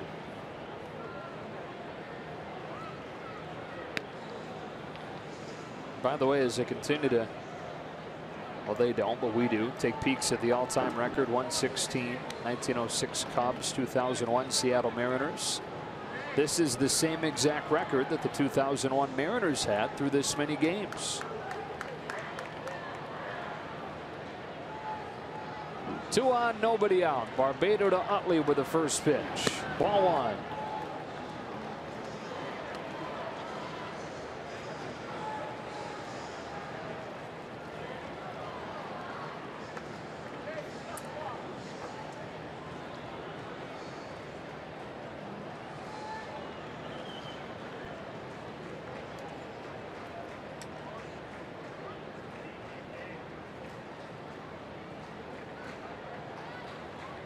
Now 1-0.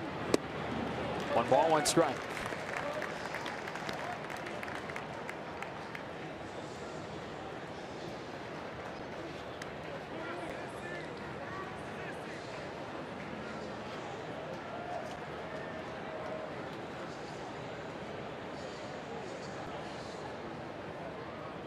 Double from Gonzalez, walk from Forsyth.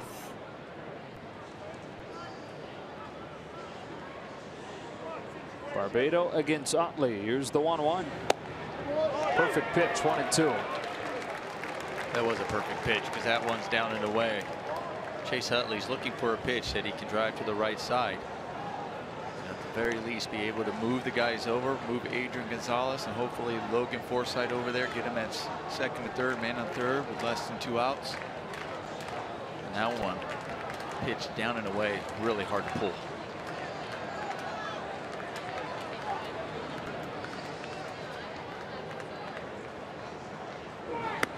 That one's out, 2-2. We got a great shot prior to that last pitch of Chase very subtly talking with home plate umpire Quinn Walcott. Chase always careful not to show the umpires up. And the umpires appreciate that. They were seeing if you're just looking down and talking, that's fine, because it's different when you turn around and you talk to them. Right. 2 on, nobody out. Barbado home with a 2-2 pitch. Got him swinging.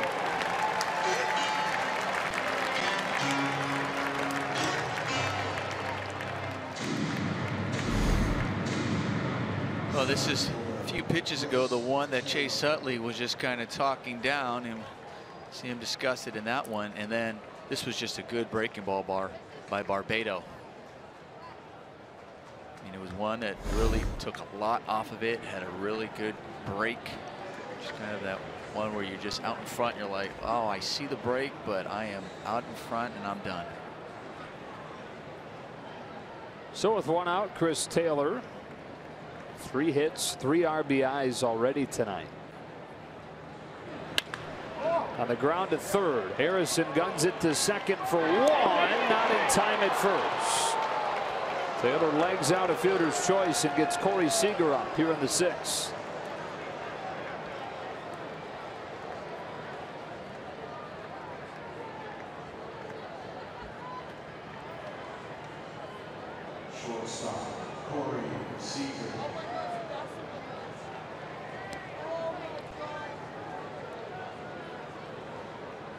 So Seager, who is 0 for 3 with a chance to give the Dodgers the lead.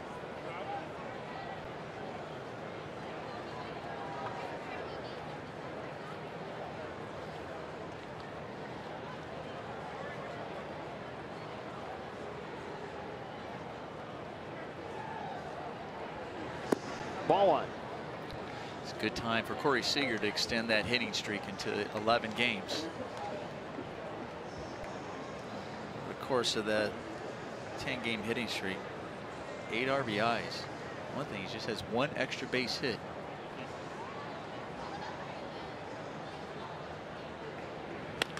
Hangers bang to right for a base hit, and the Dodgers have come back to take the lead again.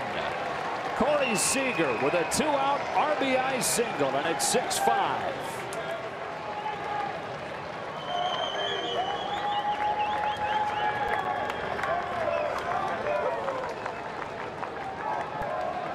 One thing the veterans love about Corey Seager is that he listens. I was talking about getting that hit right now. Good time to have it. Stays on that breaking ball, stays on it enough. Bat through the zone, barrels it up, drives it to right field. 2-out RBI as we have a look at a Morongo slow-mo cam. Let me throw in the clutch. Hit streak extended to 11 games. Inning extended to Justin Turner.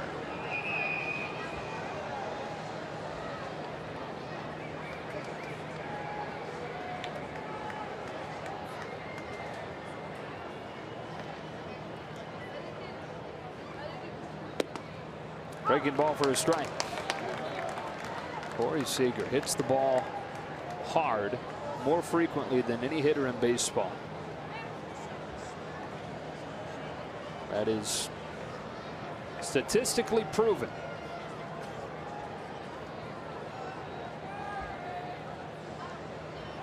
Two on, two out.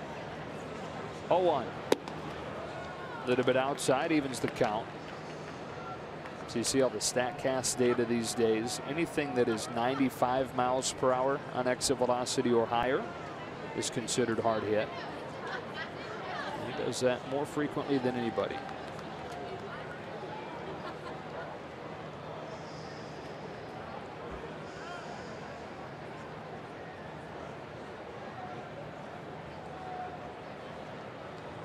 Turner not pleased, you know, with the line so far. Not just 0 for 3, but 3 ground outs, something he doesn't like doing.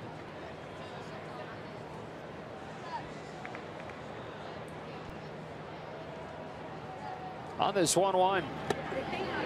1-2. Well, he was definitely trying to lift on that breaking ball. I'll tell you, the one ground ball he will take is his first ground ball, where it was an RBI, especially with the infield back. But that one, whew. Those are ones that you see and your eyes just get so big. You see the breaking ball. You just swing underneath it.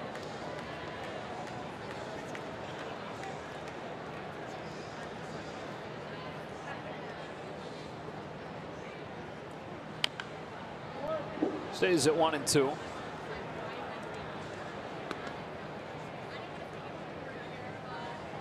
Hit number 2,000 for Adrian Gonzalez. Finishes off the trip appropriately, scoring the go-ahead run here in the 6th inning. Dodgers up by the same score that they won last night, 6-5 and 12. Still a lot of baseball to be played in this one, though. Another breaking ball was off, pushed off with the hands. He stays alive. See, that ball got caught on the netting, headed back down into the dugout. One of the arguments against the netting extended down to the end of the dugout is that you don't get balls thrown up to you from the dugout. But this one, in this case, it saved a souvenir.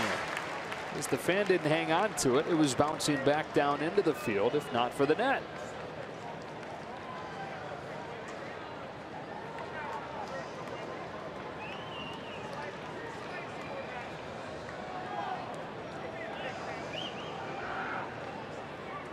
Other times where there's foul balls hit hard over there, saves your teeth. That too. I'd say that's one of the primary benefits. Yes. Turner pops it up. In center field, McCutchen. But the Dodgers, after falling behind in the 3rd inning, tie it in the 4th and go back in front here in the 6th.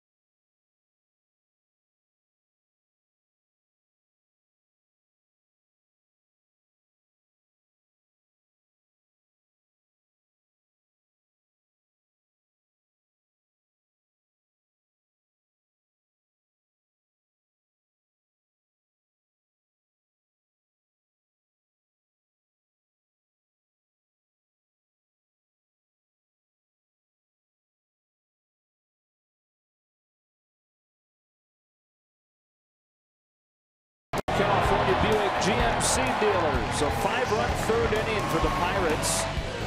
to take their first lead of the game at 5-4. Josh Harrison just barely missed a grand slam, hitting a double off the top of the wall. Dodgers would tie it, and Adrian Gonzalez teeing up the last inning with his 2,000th career hit, becoming the 11th active player to reach that mark. And with 2 outs, Corey Seager with a go-ahead single, bringing Gonzalez home and bringing us to 6-5. There we stand as we go to the bottom of the 6th inning, and Tony Cingrani comes in to try and be the first man to protect this lead. Well, we talked about the Dodger pitching staff yesterday, utilizing 7 different pitchers coming out of the bullpen. 2 of the ones that weren't used in yesterday's 12-inning game, Cingrani and Paredes. Appearance number 6 for Cingrani with the Dodgers. Elias Diaz looks at a strike.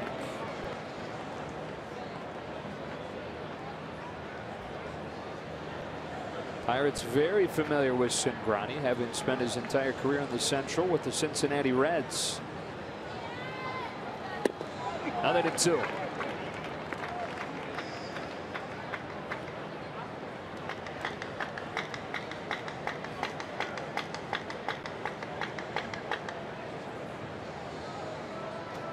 Good numbers for Tony here. 9 games lifetime, sub-3 ERA.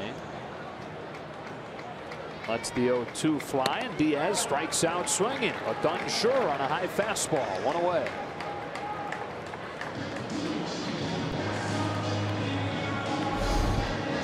Good job by Cingrani. We see that high strike zone. We see so much of this Dodger pitching staff really attacking that high strike zone with the fastball.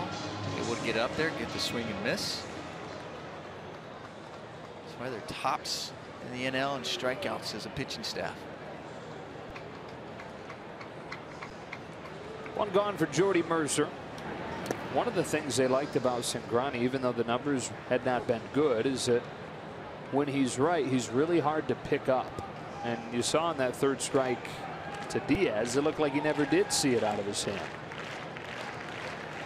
And that was one of the things they were talking about. If they were trying to improve the bullpen or get another left-hander, they wanted to have somebody with a little bit of deception. Mercer goes the other way with a base hit. And if you look at Cingrani, as you mentioned, and then also if you look at Tony Watson also comes out a little bit kind of a 3/4 action. What's funny is, you know, you read, you're like, oh, it'd be great to get an Andrew Miller type. Well, of course it would be. There's one of them. Exactly. Everybody would love to have an Andrew Miller. But at the same time, they're also talking about how you see the way his release point, how tall he is, but also the way it comes out kind of a 3/4 release point. That's something Dave Roberts talked about going into the deadline. That was, he remembers how hard it was as a left-handed hitter to face a guy coming from a tough angle like that from the left side. And when a postseason game, and thereby a season, could come down to 1 at-bat like that, he loved the idea of being able to make a left-handed hitter uncomfortable the way he remembers feeling.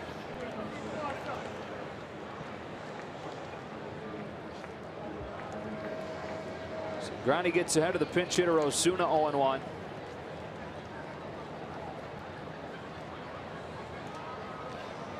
A 1-run game here in the 6th. Here's his next one. 1-1.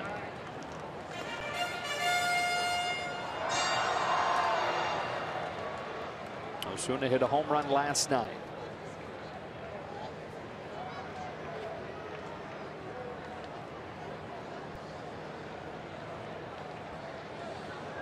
Only 4-year-old rookie takes low and inside. 2-1. Signed out of Venezuela when he was 17 and spent 7 seasons in the minors before getting his first opportunity. When Starling Marte was suspended.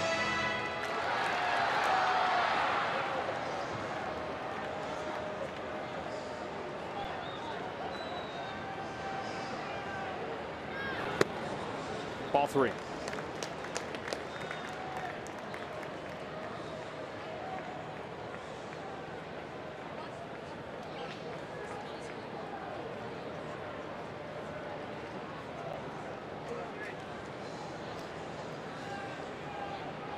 3-1. 3-2.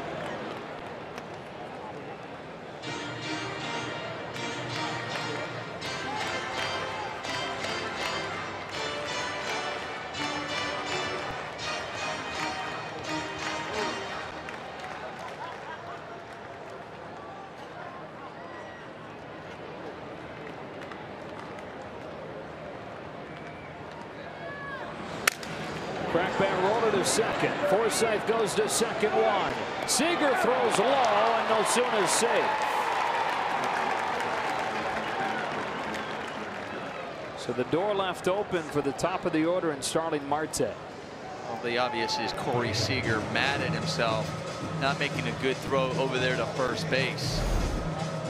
But I tell you, Adrian Gonzalez equally as mad at himself for not coming up with this. See his back foot slip from behind on that turn. So as he was going to throw that ball, that back foot gives out on him, so he can't get as much on it. That's what caused him to throw the ball down into the dirt. Like I said, Adrian Gonzalez is going to be equally as mad at himself for not coming up with that. They'll both be less mad if Cingrani can get Marte, though. Who has a 2-run home run already tonight. Takes ball one.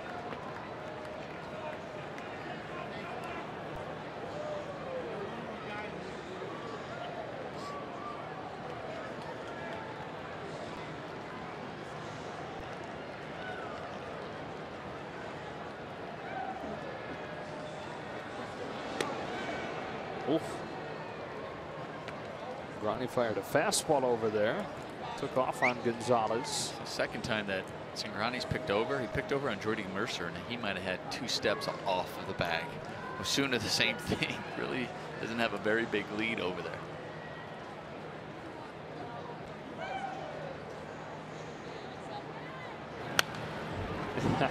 And his secondary lead was the opposite. He went a step closer. Yeah, so.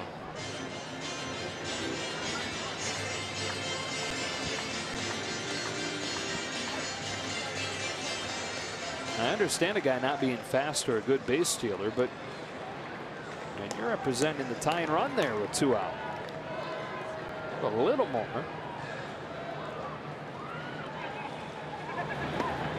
Two and one. He's going back and he's just 1 step off. Almost like you're better off saying, I'll just be on the bag and get a one-way, leaning the other way as soon as you release it. The softball style. Right.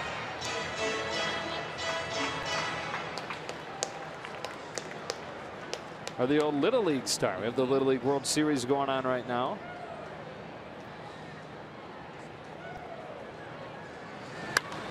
Marte pops it up. Gonzalez under it. And both he and Seager will feel better about that inability to finish off the double play because the inning ends anyways. The bullpen doing a nice job so far.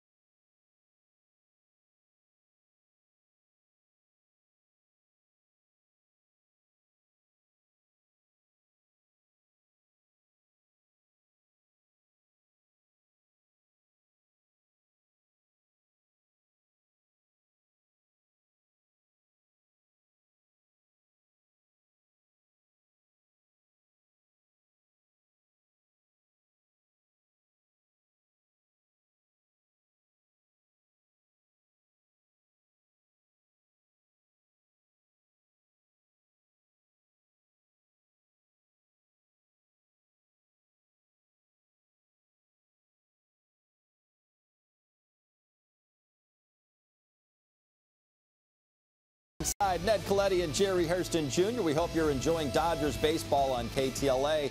Let's take a look at the Dodgers calendar presented by Spectrum. The Dodgers have 2 more in Pittsburgh before coming home to host the Brewers. You can see all of those games exclusively on Spectrum. Sign up for Spectrum TV. It is the best ticket in town right now. Back to Joe and Nomar. All right, John, 6-5 game back in Pittsburgh at PNC Park. Dodgers trying to take the first 2 games of this series. Edgar Santana trying to keep it a 1-run game as we go into the late innings. In the middle third of the order comes up. Ball 1 on Curtis Granderson. Yeah, Santana made his major league debut earlier this year on June 10th.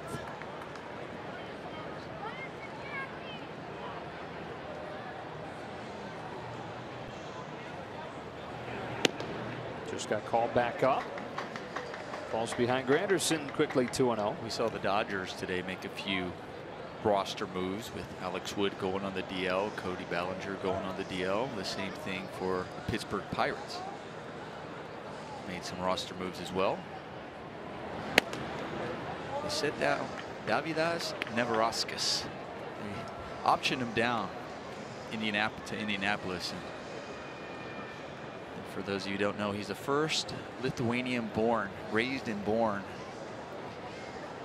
pitcher in the major leagues, or player in the major leagues.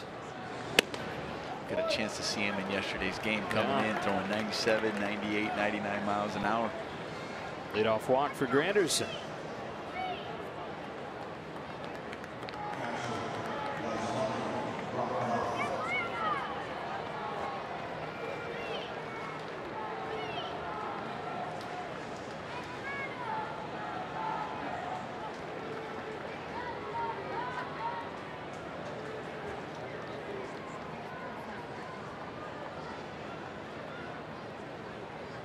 Yasmani Grandal takes ball 1.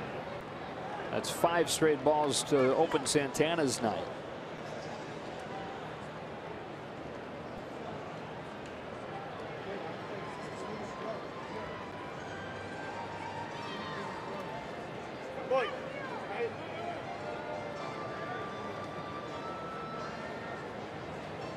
Santana, quite a story.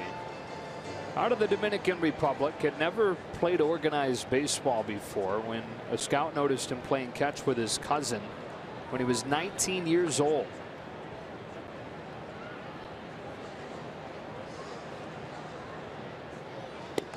It's a strike 1-1.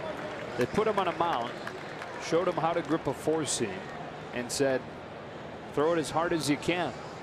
And having never been taught anything about how to pitch, he immediately threw 85.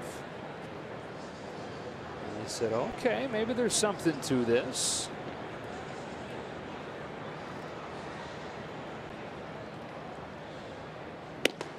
Tailing fastball for a strike 1 and 2. At the time, though, he wanted to be a teacher. His plan was to go to college, get a degree, and then teach, but decided, at least for a little while, to chase the baseball dream that had developed that day when a scout told him to at least try pitching. Didn't gain much steam from there, though. Nobody seemed to want him. I guess, which isn't a huge surprise. A guy had never even played organized baseball before, but there was enough there where he went to an academy for underdeveloped players, the guys that are getting a start at a later age, and were looking at playing in Japan. So all the Japanese teams had scouts there. They didn't want him. They said, nope, go home. So he did. Put his glove away. So that's it. He's 20 at this point. And finally somebody said, okay, let's come back, give you one more try with the Pirates. Another scout saw him, another set of eyes, and thought, man, if he puts on a little bit of weight, works at it mechanically more, that fastball is going to reach the mid-90s. It did. They signed him when he was 21. And here he is 6 years after having never played organized baseball in his life. 6 years after being taught how to grip a 4-seam fastball, pitching in the major leagues.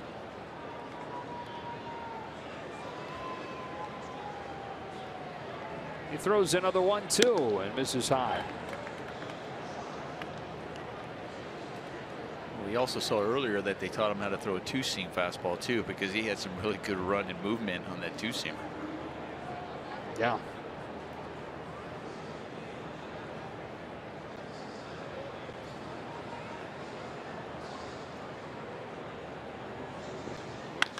Grandal turns this one around to deep left center field. Yasmani Grandal goes deep and extends the lead for the Dodgers to 8-5.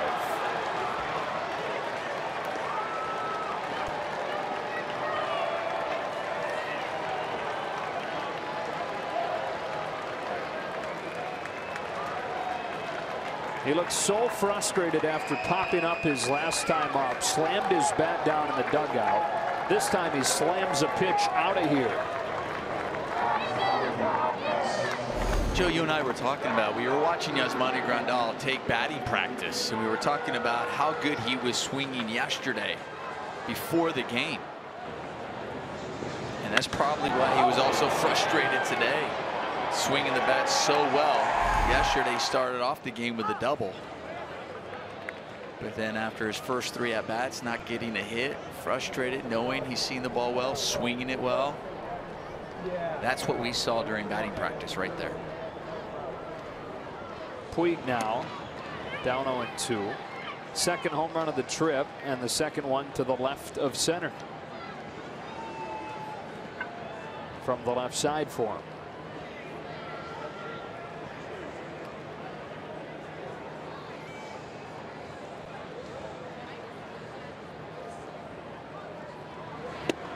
Puig strikes out for the second time in a row.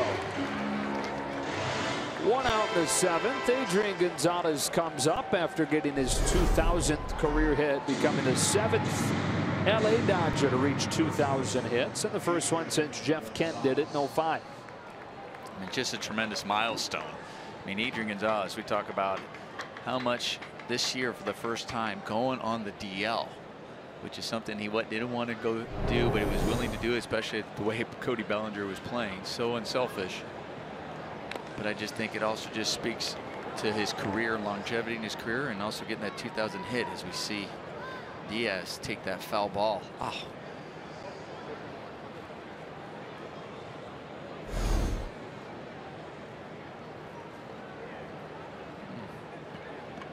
The knee wasn't up, so he kind of had that quad exposed, didn't he? Oh. Charlie horse.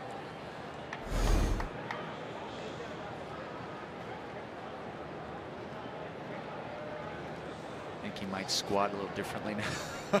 Make sure that shin guard's up. It's a painful way to have to learn a new technique. I mean, we saw him yesterday. How many times did he actually save some runs just by the way he was blocking some of the pitches back there? Wow. He was awesome. Yes. That game never would have gotten to the 12th without him.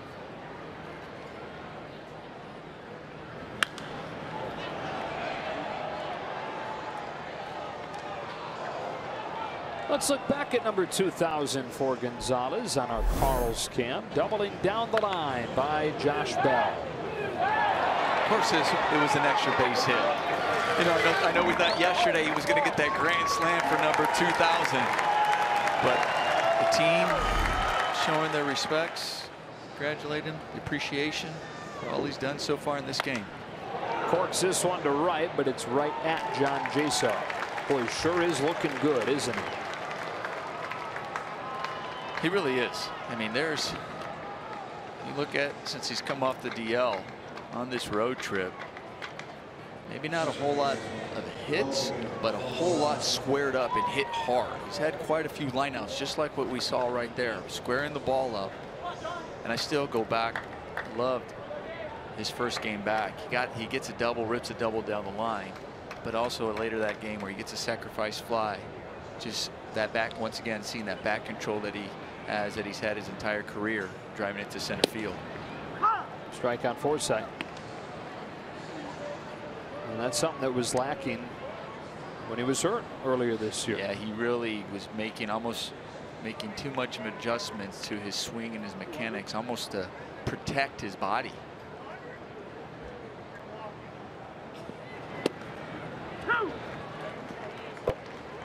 And I think we also touched on the fact that he's played this many games in a row. He was supposed to DH on Sunday in Detroit, but with Cody Bellinger getting injured, and also after playing such a long game yesterday, back out there again. Forsythe down on 3 pitches. And the inning is over. But the Dodgers extend the lead on Yasmani Grandal's second home run of the trip. His 17th of the season. We scratch in Pittsburgh with the Dodgers in front 8-5.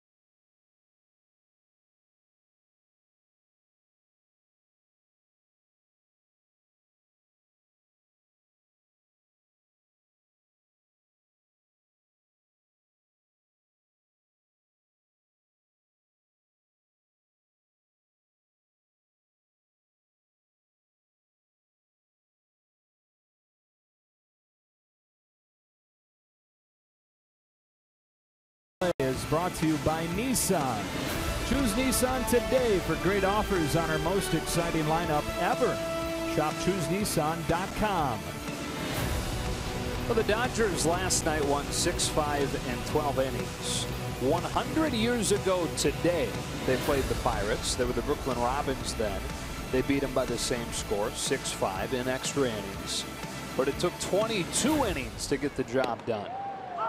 Tony Cingrani in there with strike one on Frazier. Well, I'm happy they didn't repeat history there. I am too. Okay.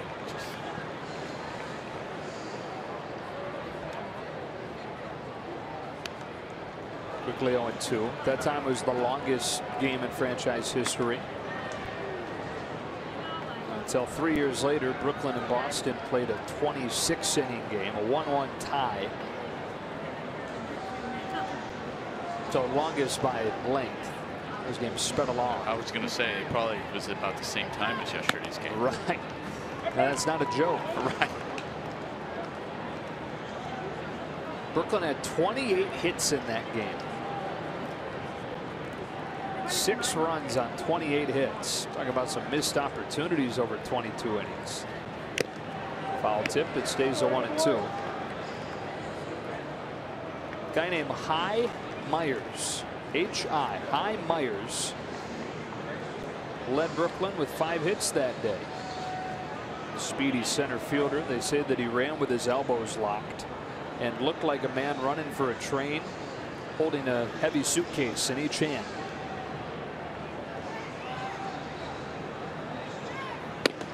A strikeout for Cingrani to open the 7th. Even though he ran funny, he was really fast. Hit an inside the park home run in the World Series off Babe Ruth. Babe was with Boston. They say that Hy was a very creative, savvy kind of player playing center field. He used to sneak in from center to help with pickoffs at second base. So here he'd come wandering in from center field, and the catcher would gun down there with a runner. And there was old Hy Myers ready to put the tag down. Ball one on McCutcheon. I'm still visualizing the way he was running. But can't you see that? With your description, yes. I want to see an inside the park home run. Chasing a train. Right. 2 heavy suitcases. 2-0. Sounds super athletic.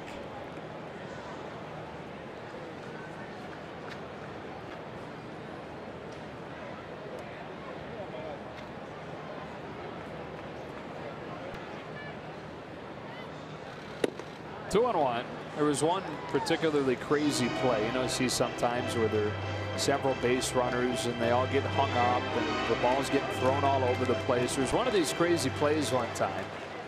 Throws from infielder to infielder to infielder, and the runners stumbling and running into each other. Here's a little pop fly into center. Chris Taylor making the call and the catch for out number 2. Play finally ends with a third out of the inning made at home plate. The guy catches the ball, tags the runner out. Inning's over. You're looking to try and score it. Who was it that caught the throw at home plate for the final out? It was Hy Myers, the center fielder. He somehow had found his way all the way to home plate. Running with his elbows locked, got to home, took the throw, inning over. There's always somewhere to be on the field. I guess so.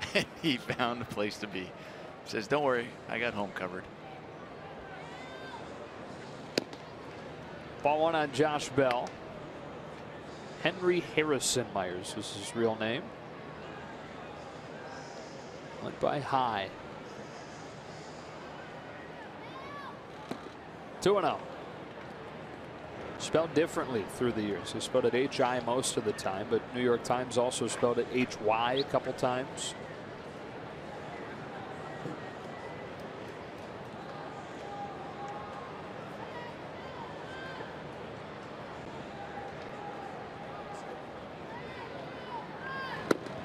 Three balls, no strikes.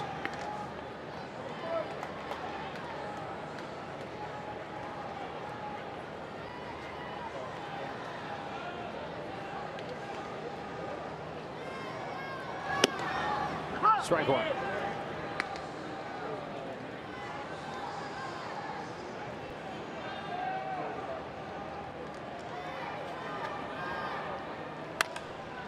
Shot to right for a base hit. Bell's aboard for the 3rd time today. You can add your bobblehead collection September 8th at 7:10 when the Dodgers host the Rockies. First 40,000 fans get the Cody Bellinger bobblehead from Takagi tankless water heaters. Go to Dodgers.com/promotions for tickets. Josh Fields, the latest to loosen.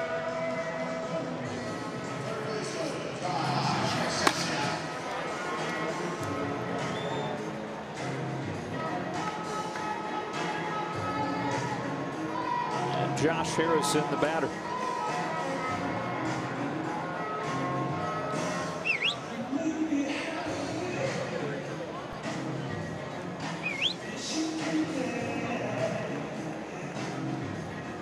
Grooving it here. It is.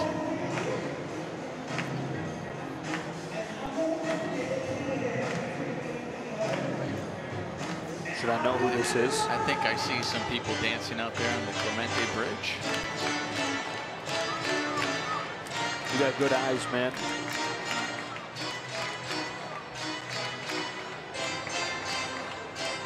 And night vision goggles too, I guess.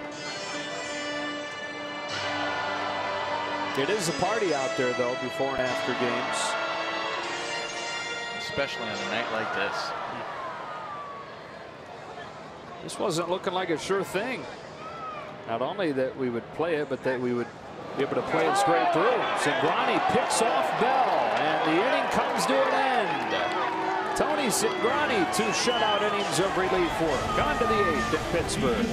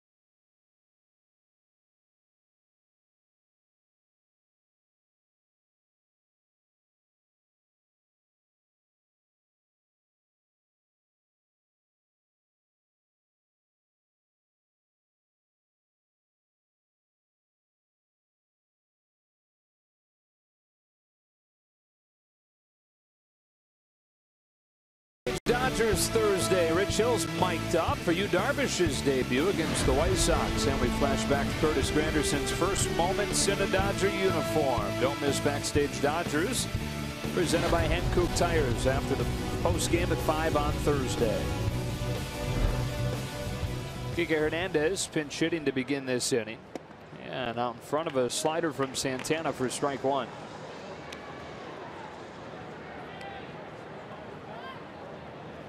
One in the first, 3 in the second, 1 in the fourth, 1 in the sixth, 2 in the seventh. All 5 runs for the Pirates came in the third to chase Brock Stewart. A little jam shot at second. Frazier. Bell gets back to the bag just in time to take the throw. With the exception of Pedro Baez struggling last night, the bullpen has put up some really impressive work lately. No, I thought yesterday the bullpen did a great job recovering after that tough inning. After the Pirates were able to tie the game, but then going the next 4 innings and putting some zeros on the board and allowing the offense to get an opportunity for a big home run by Yasiel Puig. And then today, picking up Brock Stewart so far in this game, I thought Josh Raven going 2 innings, he looked really good coming out of the bullpen. Tony Watson, so far Singrani. Now with 1 out, Chris Taylor. Hard grounded to third. Good play, Josh Harrison. 2 up, 2 down. You notice the bullpens here are like right next to each other and hardly even have separation. The guys hang out. Check with each other right there. It's pretty unique, right? I'm trying to think of places where there's that little amount of demarcation. When they're that, when they're that close. I think you see some that are kind of tiered above, but not. That's basically sharing a space just with a little picket fence.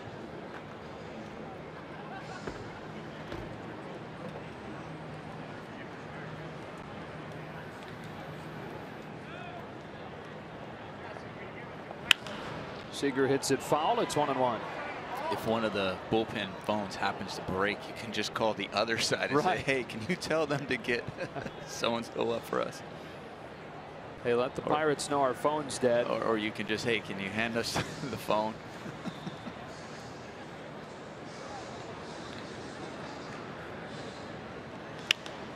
1-2.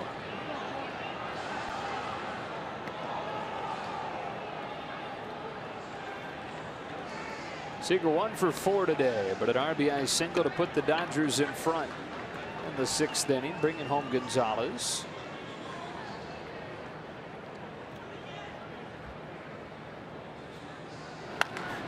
Turns on this one, and a little bloop tip shot that gets down for a base hit.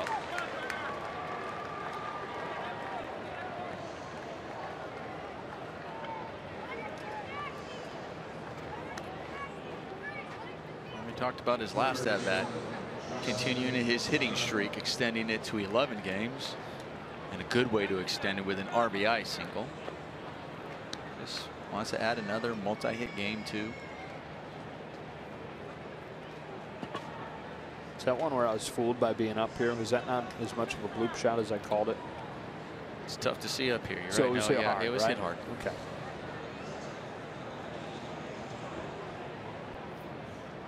Turner hits one in the air to right that backs up Jaso. He's there on this one. And the inning is over. 2-out single from Corey Seager, but that's all. To the bottom of the 8th we go.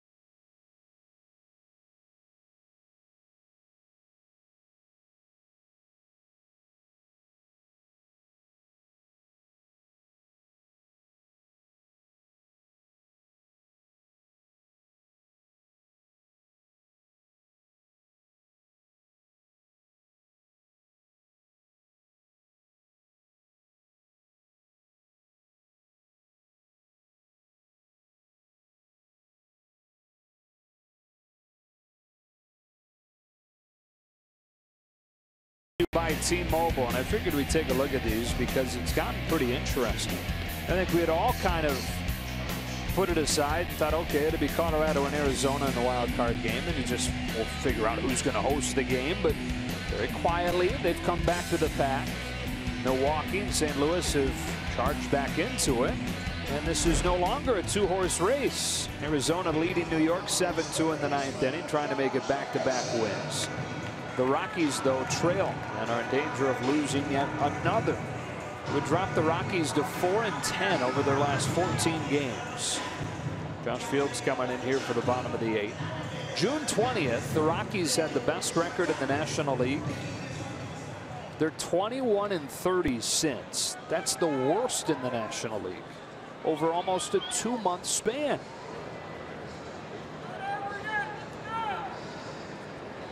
Fields trying to continue the stellar bullpen work tonight. Harrison, Jaso, Diaz.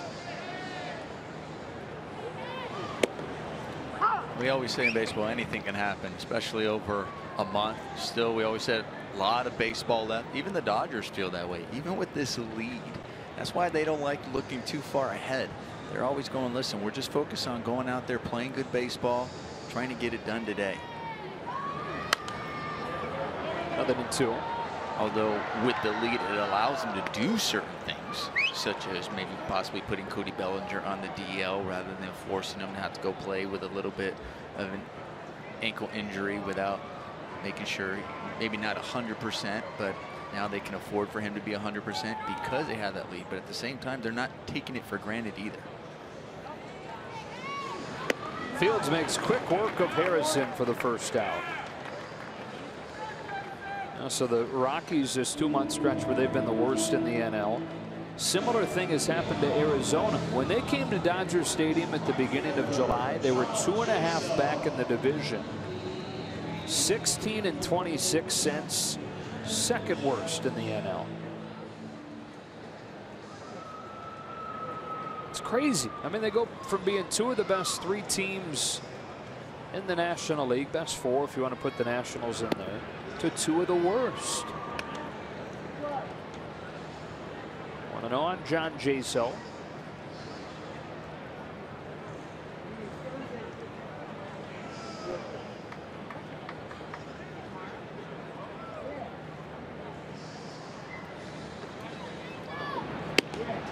Ball 2. Then you got the Brewers, who are actually closer in the Central behind the Cubs than they are on the wild card, but right back into that picture too. 3.5 back. They come to Dodger Stadium this weekend for the quick 3-game homestand.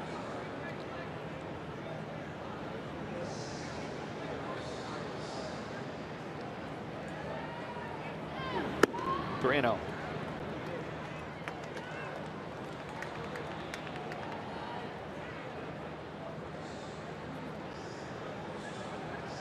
Josh Fields just needs to get refocused here. I mean, he made quick work of Josh Harrison. He came in striking him out, and all of a sudden it seems like he lost it a little bit here. Yeah, got him on 3 pitches. Yeah, just trying to get the feel back. 3-pitch strikeout to begin, 4-pitch walk to follow it.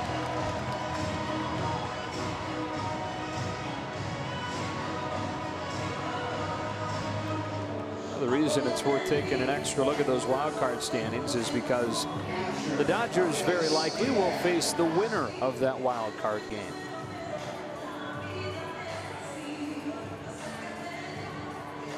Elias Diaz.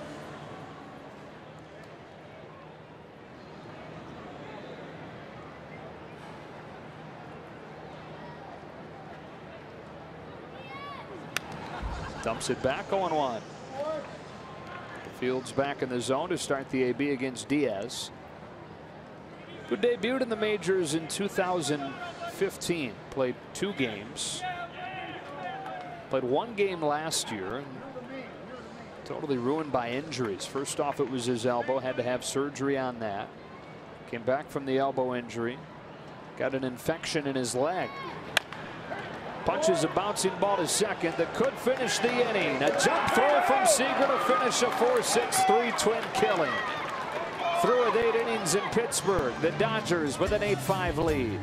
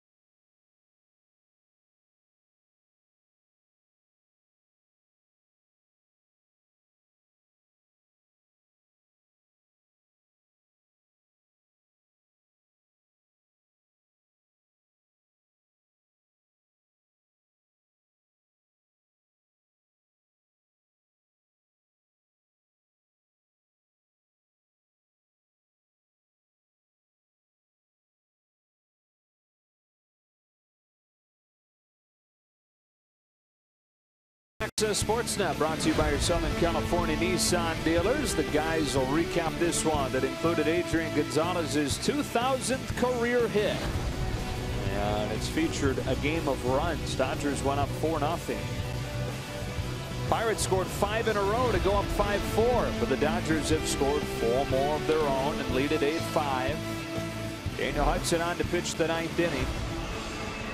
A game where all that's happened, and of course part of the story is Gonzalez getting 2,000, but the big story really is what the Dodger bullpen has done.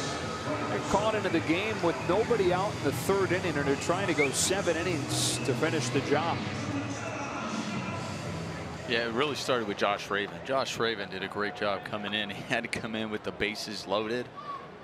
Brock Stewart was only able to go 2 innings in that 3rd inning, and then just right after that, just Watson, Cingrani, Fields, not allowing an earned run. Curtis Granderson hits the first pitch from Hudson, foul.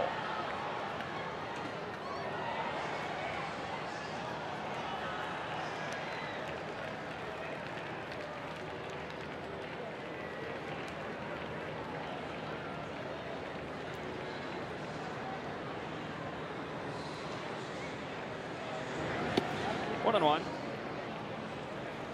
And they've got Kenley Jansen, having only pitched the 1 inning last night, available tonight. Might have been a different story if the Dodgers had gotten a run in the top of the 11th after he pitched the bottom of the 10th. Could have seen him back out there for 2 innings, and in that case might not have been available for this one. 1 ball and 2 strikes on Granderson.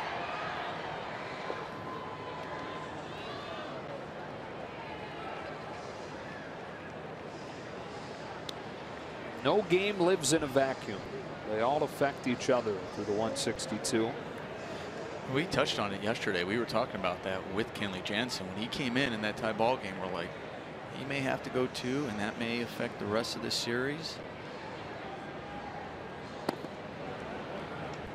But after Kenley, you had Luis Avilan come in, Ross Stripling having to close that game out.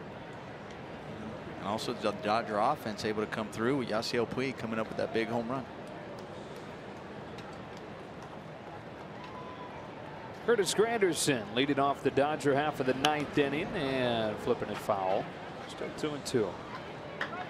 Boy, how pleasant was he to listen to in his post-game interview with Alana. This guy is going to be able to do whatever it is he wants when his playing career is done. I think I can vouch for us. He'd be a slam dunk as a broadcaster. But whatever he wants. Full count.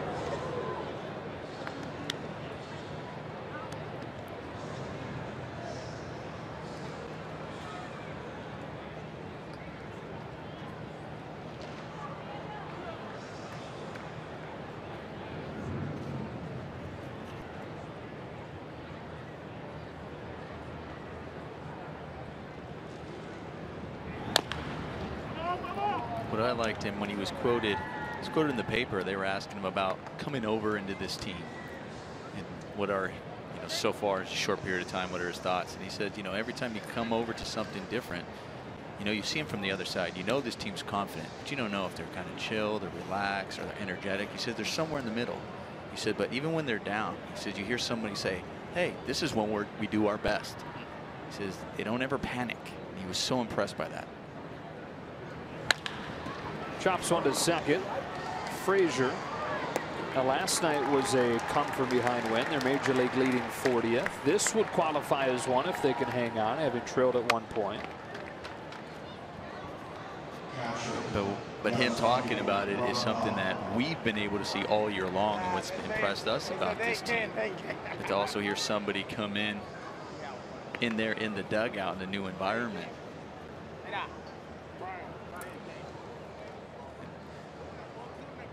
He fits in so well and easily.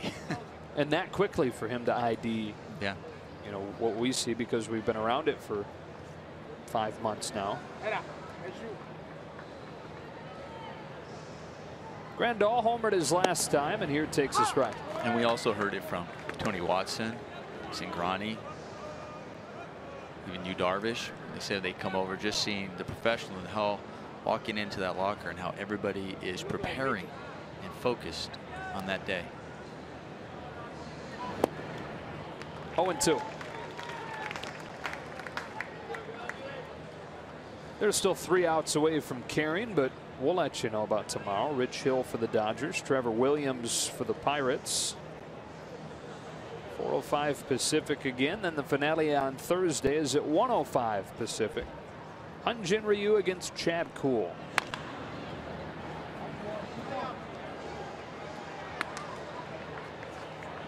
Stretch here where the Dodgers are playing 14 of 17 away from home. Yes, Yu Darvish speaks very good English.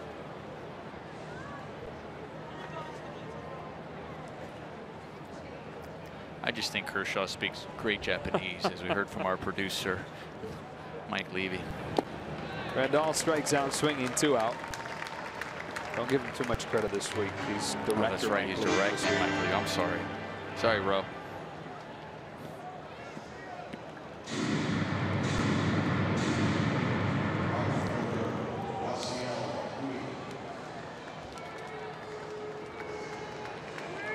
Two outs, bases empty, and Puig reached his first 2 times. Singled and scored in the second, walked and scored in the fourth. Back-to-back Ks since. Strike 1.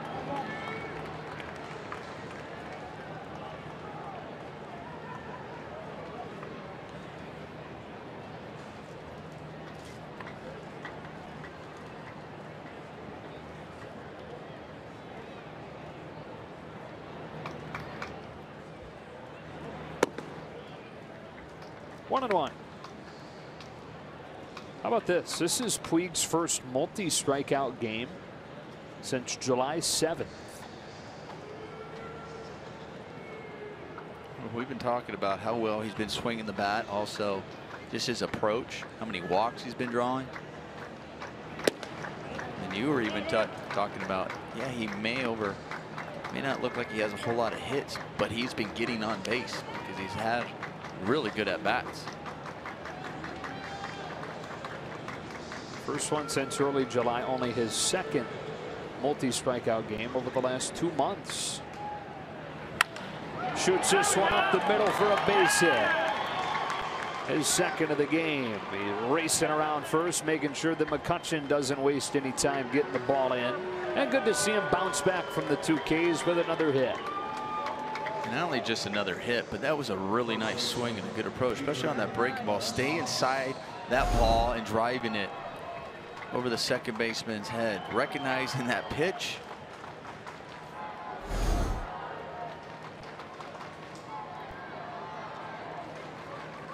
That gets Gonzalez to the plate. Dodgers trying to tack on a little bit more. And wouldn't that just be how it always goes for Kenley Jansen? Poke foul, look out down there. Got some backstage Dodgers footage from Adrian's 2000th hit from Dave Strumpf. Beautiful work they always do. Can't wait to see the episode on it.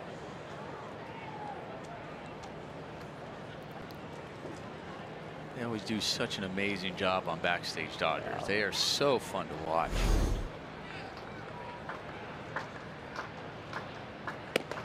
One and one.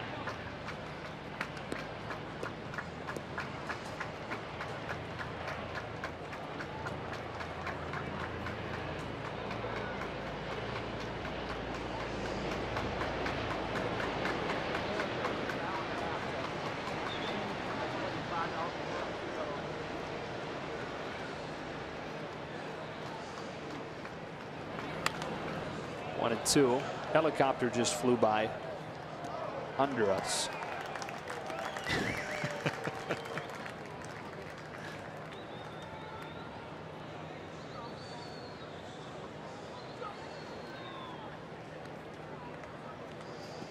Can't have it all. It's a beautiful park, beautiful view. View wouldn't be as good if we had a better view of the game.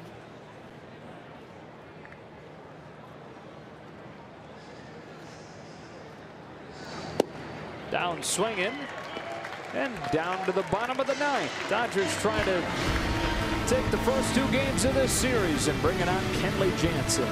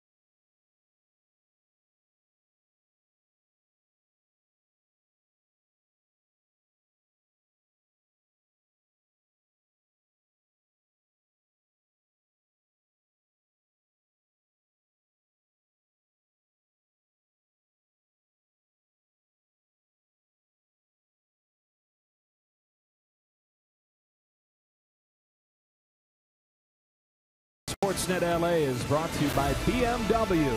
See a Southern California BMW Center today for exceptional offers or visit SoCalBMW.com. Back in Pittsburgh where the Dodgers lead at 8-5 to the bottom of the ninth inning, and that means Kenley Jansen coming in.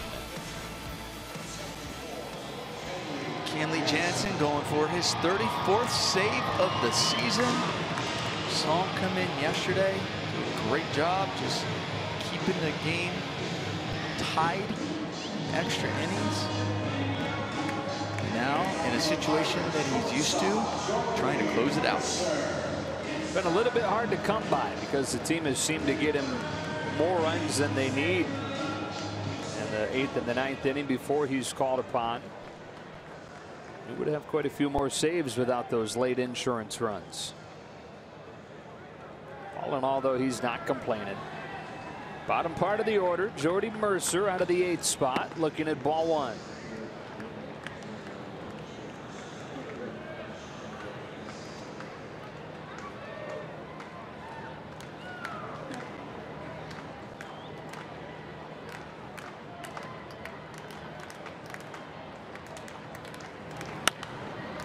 Strike 1. Kenley Jansen, who was 6'2", less than 180 pounds when he first signed, as a 17-year-old. He's grown 3 inches, put on about 75 pounds, and gone from being a cannon arm catcher to one of the best closers of this generation. Inside on Mercer, and it's 2-1. Used to throw runners out from his knees as a catcher, but he never hit. 219 in his 4 minor league seasons. He pitched some in Little League, but he said he thought it was boring and still thought that he'd eventually hit sometime. Mercer fouls it off, 2-2.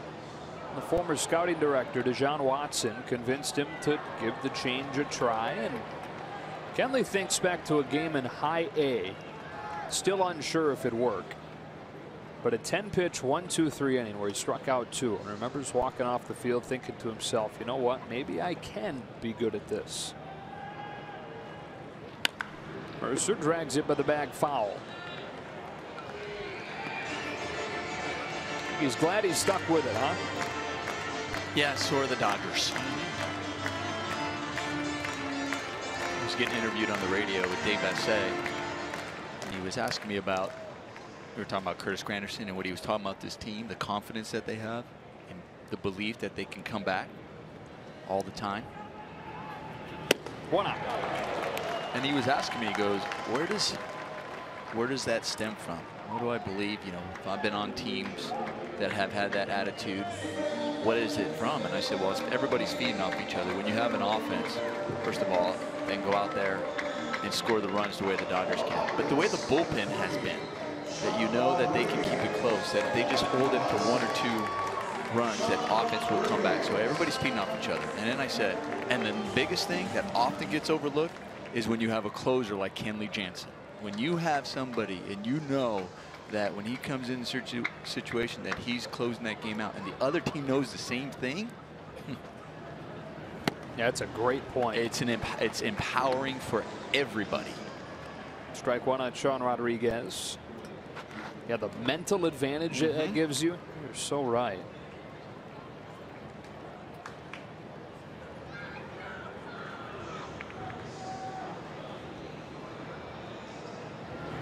And to think he was that close to going to Washington or going to Miami. At the end, though, he just could not picture himself wearing somebody else's uniform. Plus, he can't really play California love in D.C. Miami, for that matter. Hesitation and back-to-back Ks to open the 9th inning. Rodriguez was headed back towards the dugout before that pitch even popped them in. And I don't know if it was a hesitation that got him, because you're right. Kenley hesitated, but watch, it looked like Rodriguez hesitated right there, like, oh, I'm done.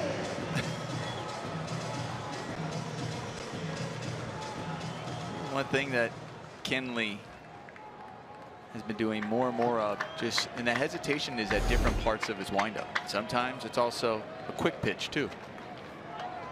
That one there was a little bit different. I think that was the Clayton Kershaw. The leg out. Yeah. Strike one on Marte. It's nice of him to think of his teammates while he's out there on the hill. Right. He's just doing impressions now. Could he please do the left-handed Rich Hill sidearm curveball? With the leg kick. There might be a quick pitch right here. Is that? It's Kershaw. It's a caricature of Kershaw. Pirates down to their final strike.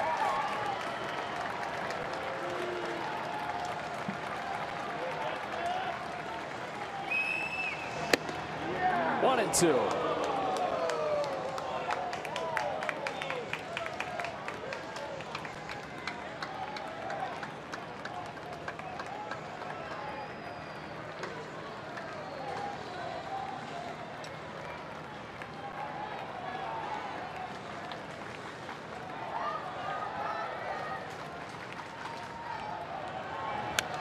Fouled it back, stays at 1 and 2. Same time tomorrow night, 4:05 Pacific. Game 3 of this 4-game series.